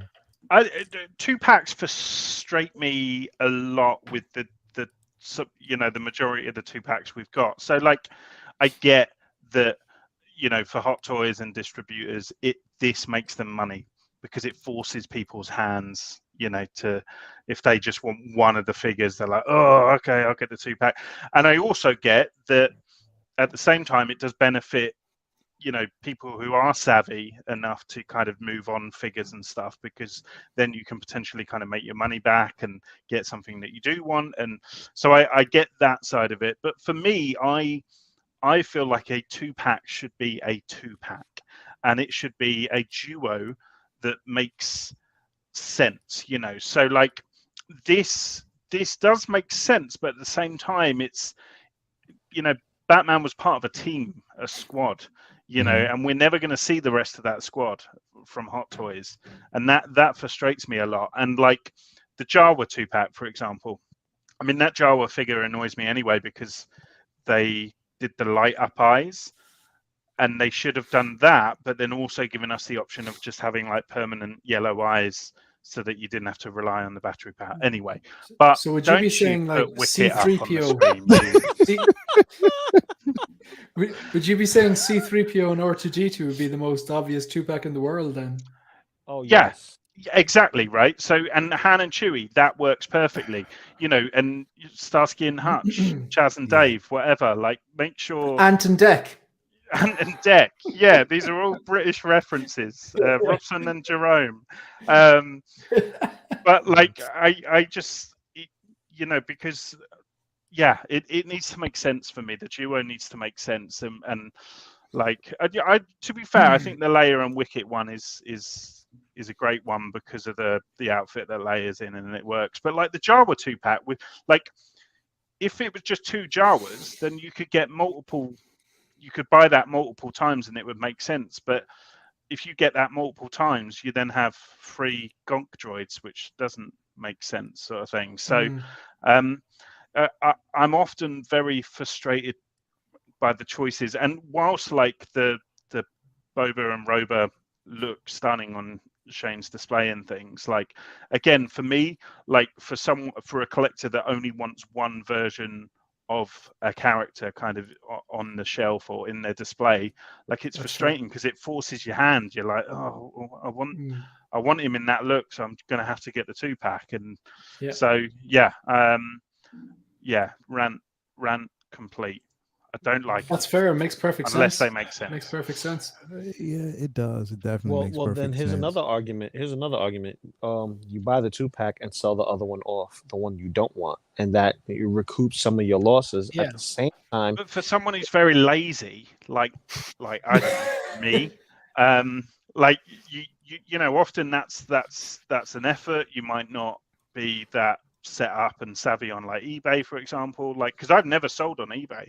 I buy a lot, but I've never sold on eBay. So my only way of selling stuff is often like Facebook Marketplace, which is like usually a bit rubbish. And like, so, you know, and if you're posting, then you've got the whole kind of, you know, it's a bit of an ordeal sometimes to sell something, you know, and you got that anxiety of the person saying it didn't come or whatever. Yeah. So like, I don't want to do that. I just want to buy the figure that I want individually. Yeah, definitely, man. Yeah. I get it. I get it, Ben. You know, hopefully like that Wicked 2-pack, you know, we'll hey, we can kind of help you out. What I want, right, next year for the anniversary of Return of the Jedi is an Ewok 2-pack, not Wicket again, but like 2 different Ewoks, Chief. and then The you Chief. can yes, give us all the Ewoks. Give me Mama Ewok or Baby Ewok.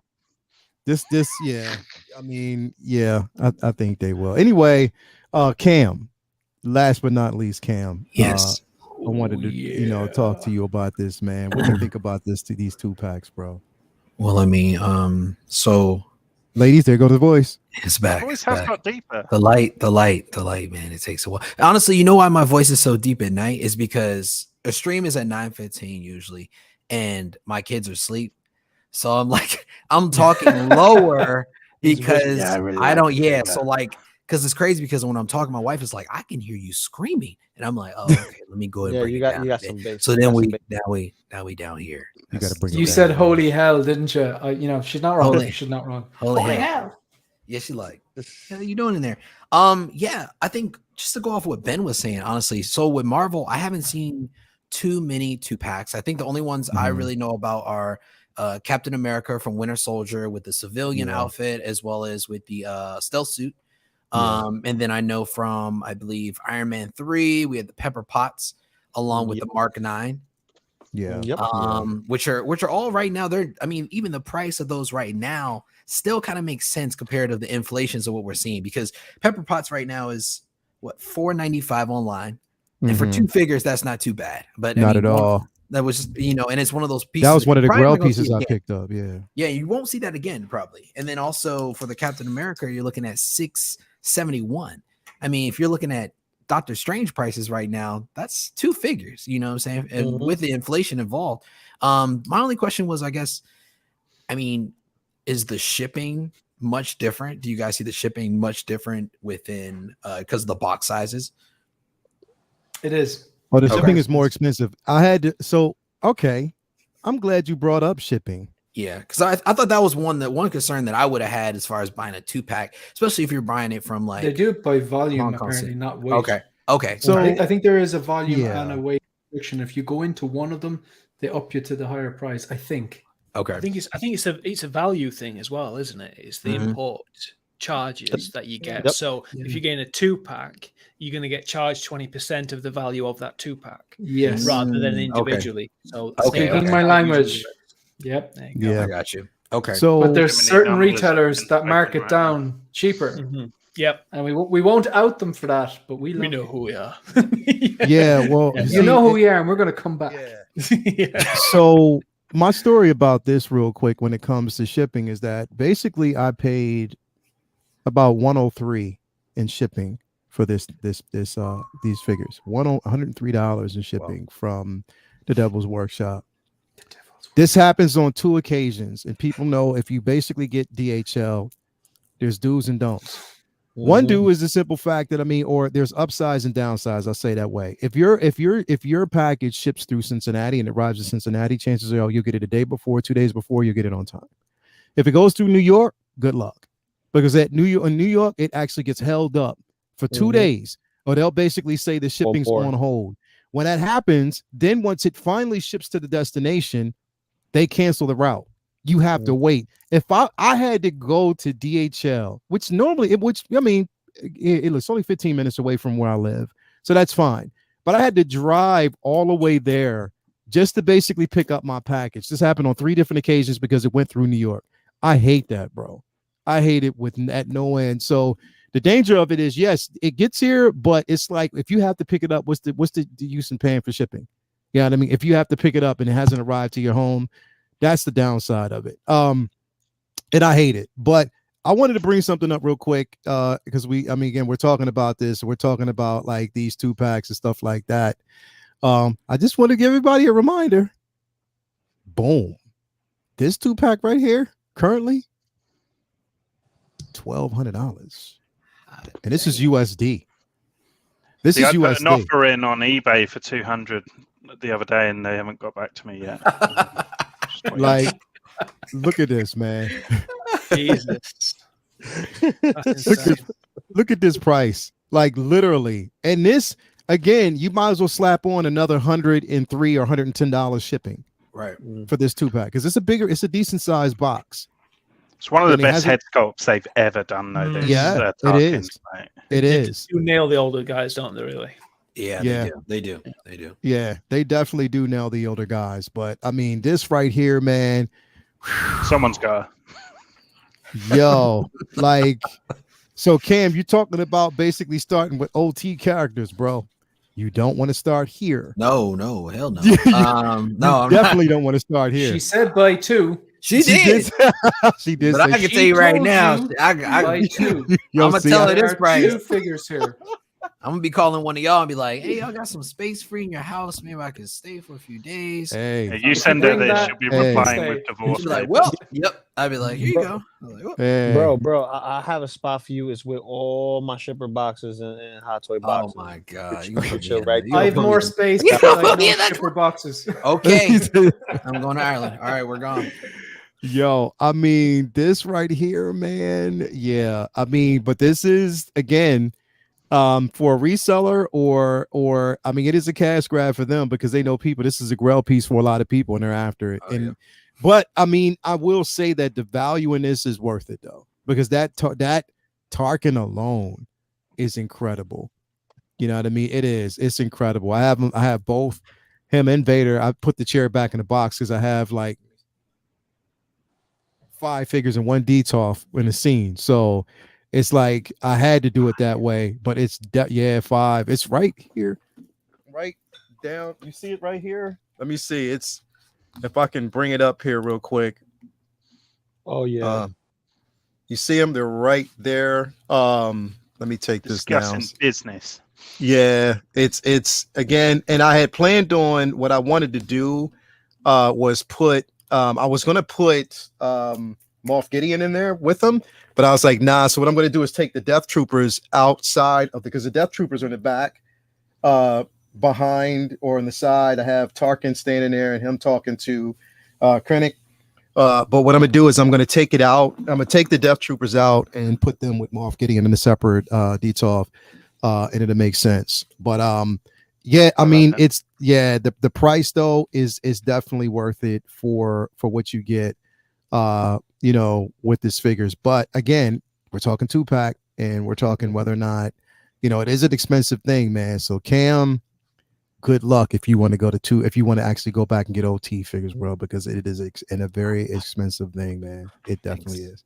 Thanks, I'll get reissues, but I'm not getting OT. I'm not going that rabbit hole. I already did a couple of backtracks and I'm not doing it again. Yeah. You know, Nothing's immune to reissue. And Cam and fairness, all jokes aside, you don't need a Tarkin. If you're dipping your toe in the Star Wars game, a Vader, but Vader's cool. Coming. Oh yeah, definitely. Vader's coming. Definitely. I mean, there's a lot of Vader's Marvel cool. figures I wish they would have done 2-packs for though too, like Captain America Mark 46, Civil War. They would have done a Black Panther Killmonger 2-pack for Black Panther. That'd been cool reissue because they could have just knocked it out at one swipe. You know, like a lot of people missed out. Hero villain 2-packs. Yeah, Hero villain 2-packs would sell. Yeah, I think so too. Yondu Peter Quill Father's Day edition. There you go. ooh, yeah. I like There you that. go. So Cam, you got the luxury of saying that you can get 2 figures this week. I hope you are planning carefully. I am. I hope you are planning carefully. Definitely. She gonna renege on me. I'm like, damn. So Ben, and we are coming up on that time, bro, where you're going to finally have your miles pretty soon, bro. We're Mhm. coming up on that time, man. So I hope you are prepped and ready for it. Get your shoes instead of having those. What are those that are inside the box right now? So you want to get those as quickly as possible, bro. Like straight up. Where'd you get those through? Yeah, I was gonna say where. eBay, baby. eBay. How long did they take? I got it this yesterday, and it took about 4 days. Word. Not playing. Word. Forward me the link, please. Nice. Yeah, he sold out twice already, so I will send you the link definitely. And if Yeah, anything definitely goes put the wrong with link the in. miles, I'll just put them on Indiana Jones or something. There you go. Yeah, brilliant. I wonder. There you go. There you go. Anyway, man, Reminds me thanks of Tech everybody. This has been a great show. We're already 2 hours and 15 minutes, and I'm not going to run too long. We'll actually get out of here and skate out of here. But man, Rich, thank you for being here today, bro. Would love to have you back again, man. Once again, whenever you're free. What do you think? Is he there? Did he freeze up? He's He's frozen in a very humble. Yeah, stoic I pose. thought he was. I It's thought very serious, that guy. Yeah. Let's see. Yeah, Come he on, is man. from- There you go. There he is. There you go. There you go. There he is. You see what happens when you zoom in on somebody when they You zoom in and it brings it back. You there, I Rich? know. Oh, let me zoom in again. Do it one more time. There you go. Oh, he's back again. See, it My worked. I God, told the you. Zoom is. I could just see the quiff. It zooms in and then it just It basically. is stopped. Zoom in and If stops. you turn off your camera, we'll probably be able to hear you. Yeah, you should be He able said I to. can see the quiff. You zoom in and it comes out. Let me while we wait for Rich though, man. Thanks everybody out there for actually tuning in with us today, man. It's a pleasure. It's always exciting. Ben, I'm gonna start with you, brother. What you got coming up next, man? So, in about half an hour, I'll be heading over to Hydra Collectibles. So he does a Sunday night hangout show. So yeah, Hydra Collectibles in about half an hour if you want to carry on watching strangers on the internet. Yes. And then on my channel yesterday, I posted my Stranger Things season 4 review. Hell yes, you did. And I'm so without giving off any spoilers for people who haven't seen it. I was so pissed. And it was good, but I was pissed that one of my favorite. Yeah, man. Yeah, man. He was my favorite character. Yeah, I got one episode. I got one episode left. Don't do it. I'm not. We'll just leave it there. We'll see. So anyway, Ben, yes, man. As always, Yes. bro. Thanks for having me here, man. As I always, appreciate man. it. Oh, and tomorrow I'll be on certain one sit figure focuses. Oh, Wait a okay. second, you're not on the Nice. schedule. Nice. Yeah, you are. Yeah. My episode of Visions. Gate crashed. So yeah, Visions. That's what it is. All day. I'm really excited to do that. It's going to be Definitely excited about that, bro. good I cannot giggle. wait, man. I cannot wait to have you there, bro. Killer Cam, cousin Cam. What you got coming up, bro? What's going on, man? Thank you as always for having me on the show, bro. Appreciate it. Shout out to everybody. Happy 4th of July. Hope you guys have a great day, great weekend. So I won't be dropping anything this week. My phone is jacked up. So hopefully we'll have a release this week. And I'll jump on my newest show called The New, where I basically just talk about announcements and releases. And then I'm actually going to be starting a new show next week. It's going to be called Collectibles and Cocktails. So basically all your favorite drinks or different cocktails that you've seen in different movies, I'm going to go ahead and recreate those online and give you guys the recipes so you can make them at home. I am so Word. there. Word. The first one we're doing is going to be Bantha milk. So just to give you a heads up. Word. Yeah. Okay. Yeah. You need to bring that. You need to bring those recipes to New York Comic Con, bro. You got to bring that over. So we're gonna be like Bantha drinking that. It's gonna be bad boy. cool, man. It's gonna be cool. You're like, I'm gonna do a regular version and a alcoholic version for the kids. So damn, Lou got kicked out too. Damn, Lou. Wait, I'm on the bottom. I'm obviously next. You're going to do a regular version and a fun version. There you go. Yeah, that's a better way to put it. Say word, man. So glad to have you here, bro. Focus, man. What's going on, bro? What you got? What you got coming up, man? What you got? I just want to see what's going to come up with your channel that's going to continue to be clean. I was actually listening to Michael Jackson today. I was picking out my next cover, man. My next cover that I'm brutally destroy. Yeah, so thanks very much. I really appreciate the conversation today. It was a particularly good one. I really enjoyed it. Great to see Rich and Loco back. So thanks to Loco, who appeared on a episode 7 of Visions during the week. So tomorrow we have I think it's episode 9. Yeah, because Big Brother was 8. So episode 9 tomorrow, 4th July. If you want to celebrate 4th July by listening to an Irishman and an Englishman talk about collecting. What better way? That's what the Pilgrims did, you know. So yeah, that's Thanksgiving, and sorry, So episode, it's 9 of Visions tomorrow with the with Ben, the attention-seeking geek. Then on Tuesday night, I'm going live with episode 5 of The Focus, where I'm going to outline my wish list. So Marco from 16 Fixes there, Dan and Dre, maybe one, maybe both, and Iron Logan. It's 11 p.m. Greenwich Mean Time. The last time I did that during the week, I episode 4 of The Focus was I just outlined my pre-orders. That was the most successful live stream I've ever had in my channel. It just the analytics were very, very good, and I really, really enjoyed it as well. So this week is all about wish lists. So as in, these are figures because no one's pre-ordering anymore. We're basically going to outline figures that we have on our lists that we want, but we just haven't clicked that button yet, but they're probably inevitable. Then on the 6th of July, I have Graham of the Jedi Knights Watch on, I think it's episode 10 of Visions. And I think that more or less sums it up. And then I've Brother Cousins on the 11th, but that's next week. So got you. Yeah, lots of live streams. There is one thing I'm going to do. I wanted to do a video about my experience with Toys Wonderland. All jokes aside, it's not a video where I'm going to trash them. I have to laugh. It's not a video where I'm going to trash them. Cool. Because that's, if anyone has watched any of my videos or follow me on any live stream, I buy from them a lot because 99% of the time, when I factor in their price, the shipping costs, the customs I will or will not pay depending on who I'm buying from, the points I have available, and any discount codes, they still work out strategically the best. And they sometimes trump fantastic Hong Kong-based resellers like Toys Buying Agent, which I've never heard anyone say a bad word about, but they sometimes even undercut them.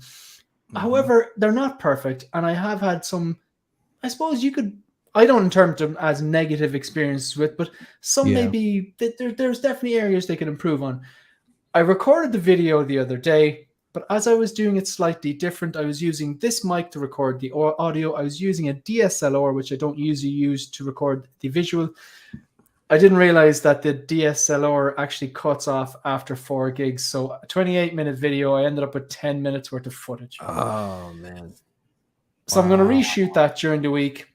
It's pretty much one take, but I'm going to have to do it in 3 separate 10-minute parts. And it's basically just outlining very, very fairly, very balanced my experience to date with Toys Wonderland. And I'm going to try and keep it as objectively as possible, but I do think it's worth watching. That'll be dropping during the week. Sorry, I went off on a bit of a rant there. I apologize. No, Thanks for having me. Up. And and if anyone's in the chat, there's 79 in the chat. I'm 8 away from 800. It was a good week. So if anyone wants to click that subscribe button, please do.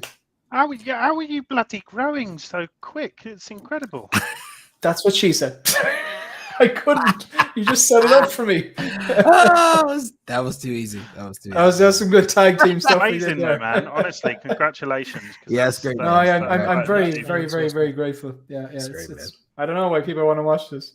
Definitely. Very, very sorry. My Wi-Fi just went then, so I got kicked out. So I'm vital 5 minutes. I'm sorry about that. No problem. We definitely came in to try to springboard and make sure that you were actually here. Ben, go ahead, man. Again, well, not Ben, I'm sorry, Rich, because we saw I can you. Plug my channel again if you want. Definitely, man. We want to make sure you do so. Attention-seeking geek, subscribe. Exactly. Go ahead, Rich. Go ahead, man. First of all, guys, thank you so much for your time today, and thank you so much, Leo, for inviting me. Been an absolute pleasure. Yeah. Anytime you guys want me for anything, just let me know. No doubt, I'm always down for a chat. But for my channel this week, I'm going to be doing Elvis review. So I saw that. So I'll be doing Elvis review on my channel. I'll also be reviewing Thor: Love and Thunder on Thursday. I'm seeing it on Thursday. Yeah. Can't wait for that. And I'm also contemplating, I don't know if you guys think to this one, is doing a Hot Toys Hustler little section on my channel, because I primarily do film related things and occasional bits of collectibles that I get in. But I think something like the stories that I've told recently, like today, those ideas, like how this came about, that I got for very, very little. And so little stories like that and lessons I've learned collecting. I think that would be quite interesting. I think quite a few people would be quite interested in that. So if you guys think that'd be good, so I might, you can subscribe to my Instagram. I've also got 2 Instagrams, so I've made it complicated for myself. So Reviews with Rich is film related, and Collectibles Reviews with Rich is all the collectibles. Yeah, definitely. I'm trying to separate them a little bit, and I've made a mountain out of it. Yeah, that's why I put the link for that in the description. Thank you, sir. Thank you very much. They're both linked to each other anyway in the description. Gotcha. But yeah, just subscribe. I'm going to try and do more videos anyway, and if you guys need any more contributors, let me know. But definitely, man. All the time, anytime, man. Definitely got to get you. Definitely got to get you on. Sorry. Say what? Rich, yep. Is it Reviews with Rich is one of them, yeah? Yes. And then you have a separate channel called on Instagram. Yeah, a separate Instagram is my collectibles one, but the actual YouTube is just the one, which is Reviews with Rich. Yeah. I'm actually I kind of heard you. I heard you first time, but I'm just really stalling so the people in the chat will realize you should subscribe to review. I'm typing it into YouTube now, and it's coming up as Reviews with Rich, and I'm clicking the subscribe button, and now I'm subscribed apparently. So everyone in the chat can do the same thing, basically. You all do that, that'd be great. Yeah, great, cool. Thank you. Just in case. Definitely, Rich. Thank you for being here, bro. As always, man. Pleasure. Thank you. Had to invite you to get you on, have this discussion. So I'm so glad to have you here. Definitely got to get you on. Again, we do have Say What on Wednesdays. We do actually have, so yeah, definitely would love to have you here, man, as always. Loco Lou, I know combing your beard with your fingers, bro. What you got going on, man? I'm playing with my beard because this bad boy's about to come off. You gonna cut it off? I'm cutting it off, baby. I'm cutting it off. Don't go back to dare. my face look. Yeah, he's gonna put in who's this 9-year-old we're streaming with now? No more rooted hair. Don't worry, I'm donating this to Ben. We good. Got you. Little bit of a burn there. Jeez. I love Ben. It's all right, Ben. Think about the figure Oliver Pilgrim bought you. No. Imagine it just blowing in the wind, like. Don't worry. But yeah, Leo, my brother, thank you for having me, man. As always. Yeah, man. Did my first live stream yesterday with Brother Cousins on my channel and me hosted. Nice, which was very different. And like I said on that stream, I have a found appreciation more so now that I was behind the helm for, you, Focus, and everyone else that has me on their channel as a guest. Like, it is a lot that goes into it. So, it's easy, but there's still a lot to do, especially when it comes to queuing up the times of how you want to do things and how you want to do it, especially if you only have one window, one screen, and you don't have multiple. So just a little, heads up for those people who are going to get there. So be sure to check that out. We'll be doing that again this Saturday with Brother Cousins on my channel. Did he break up again? I lost you. Yeah, he's gone. Yeah, he's having some issues too. Yeah.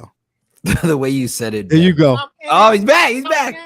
He's alive. And he's frozen at the most appropriate time.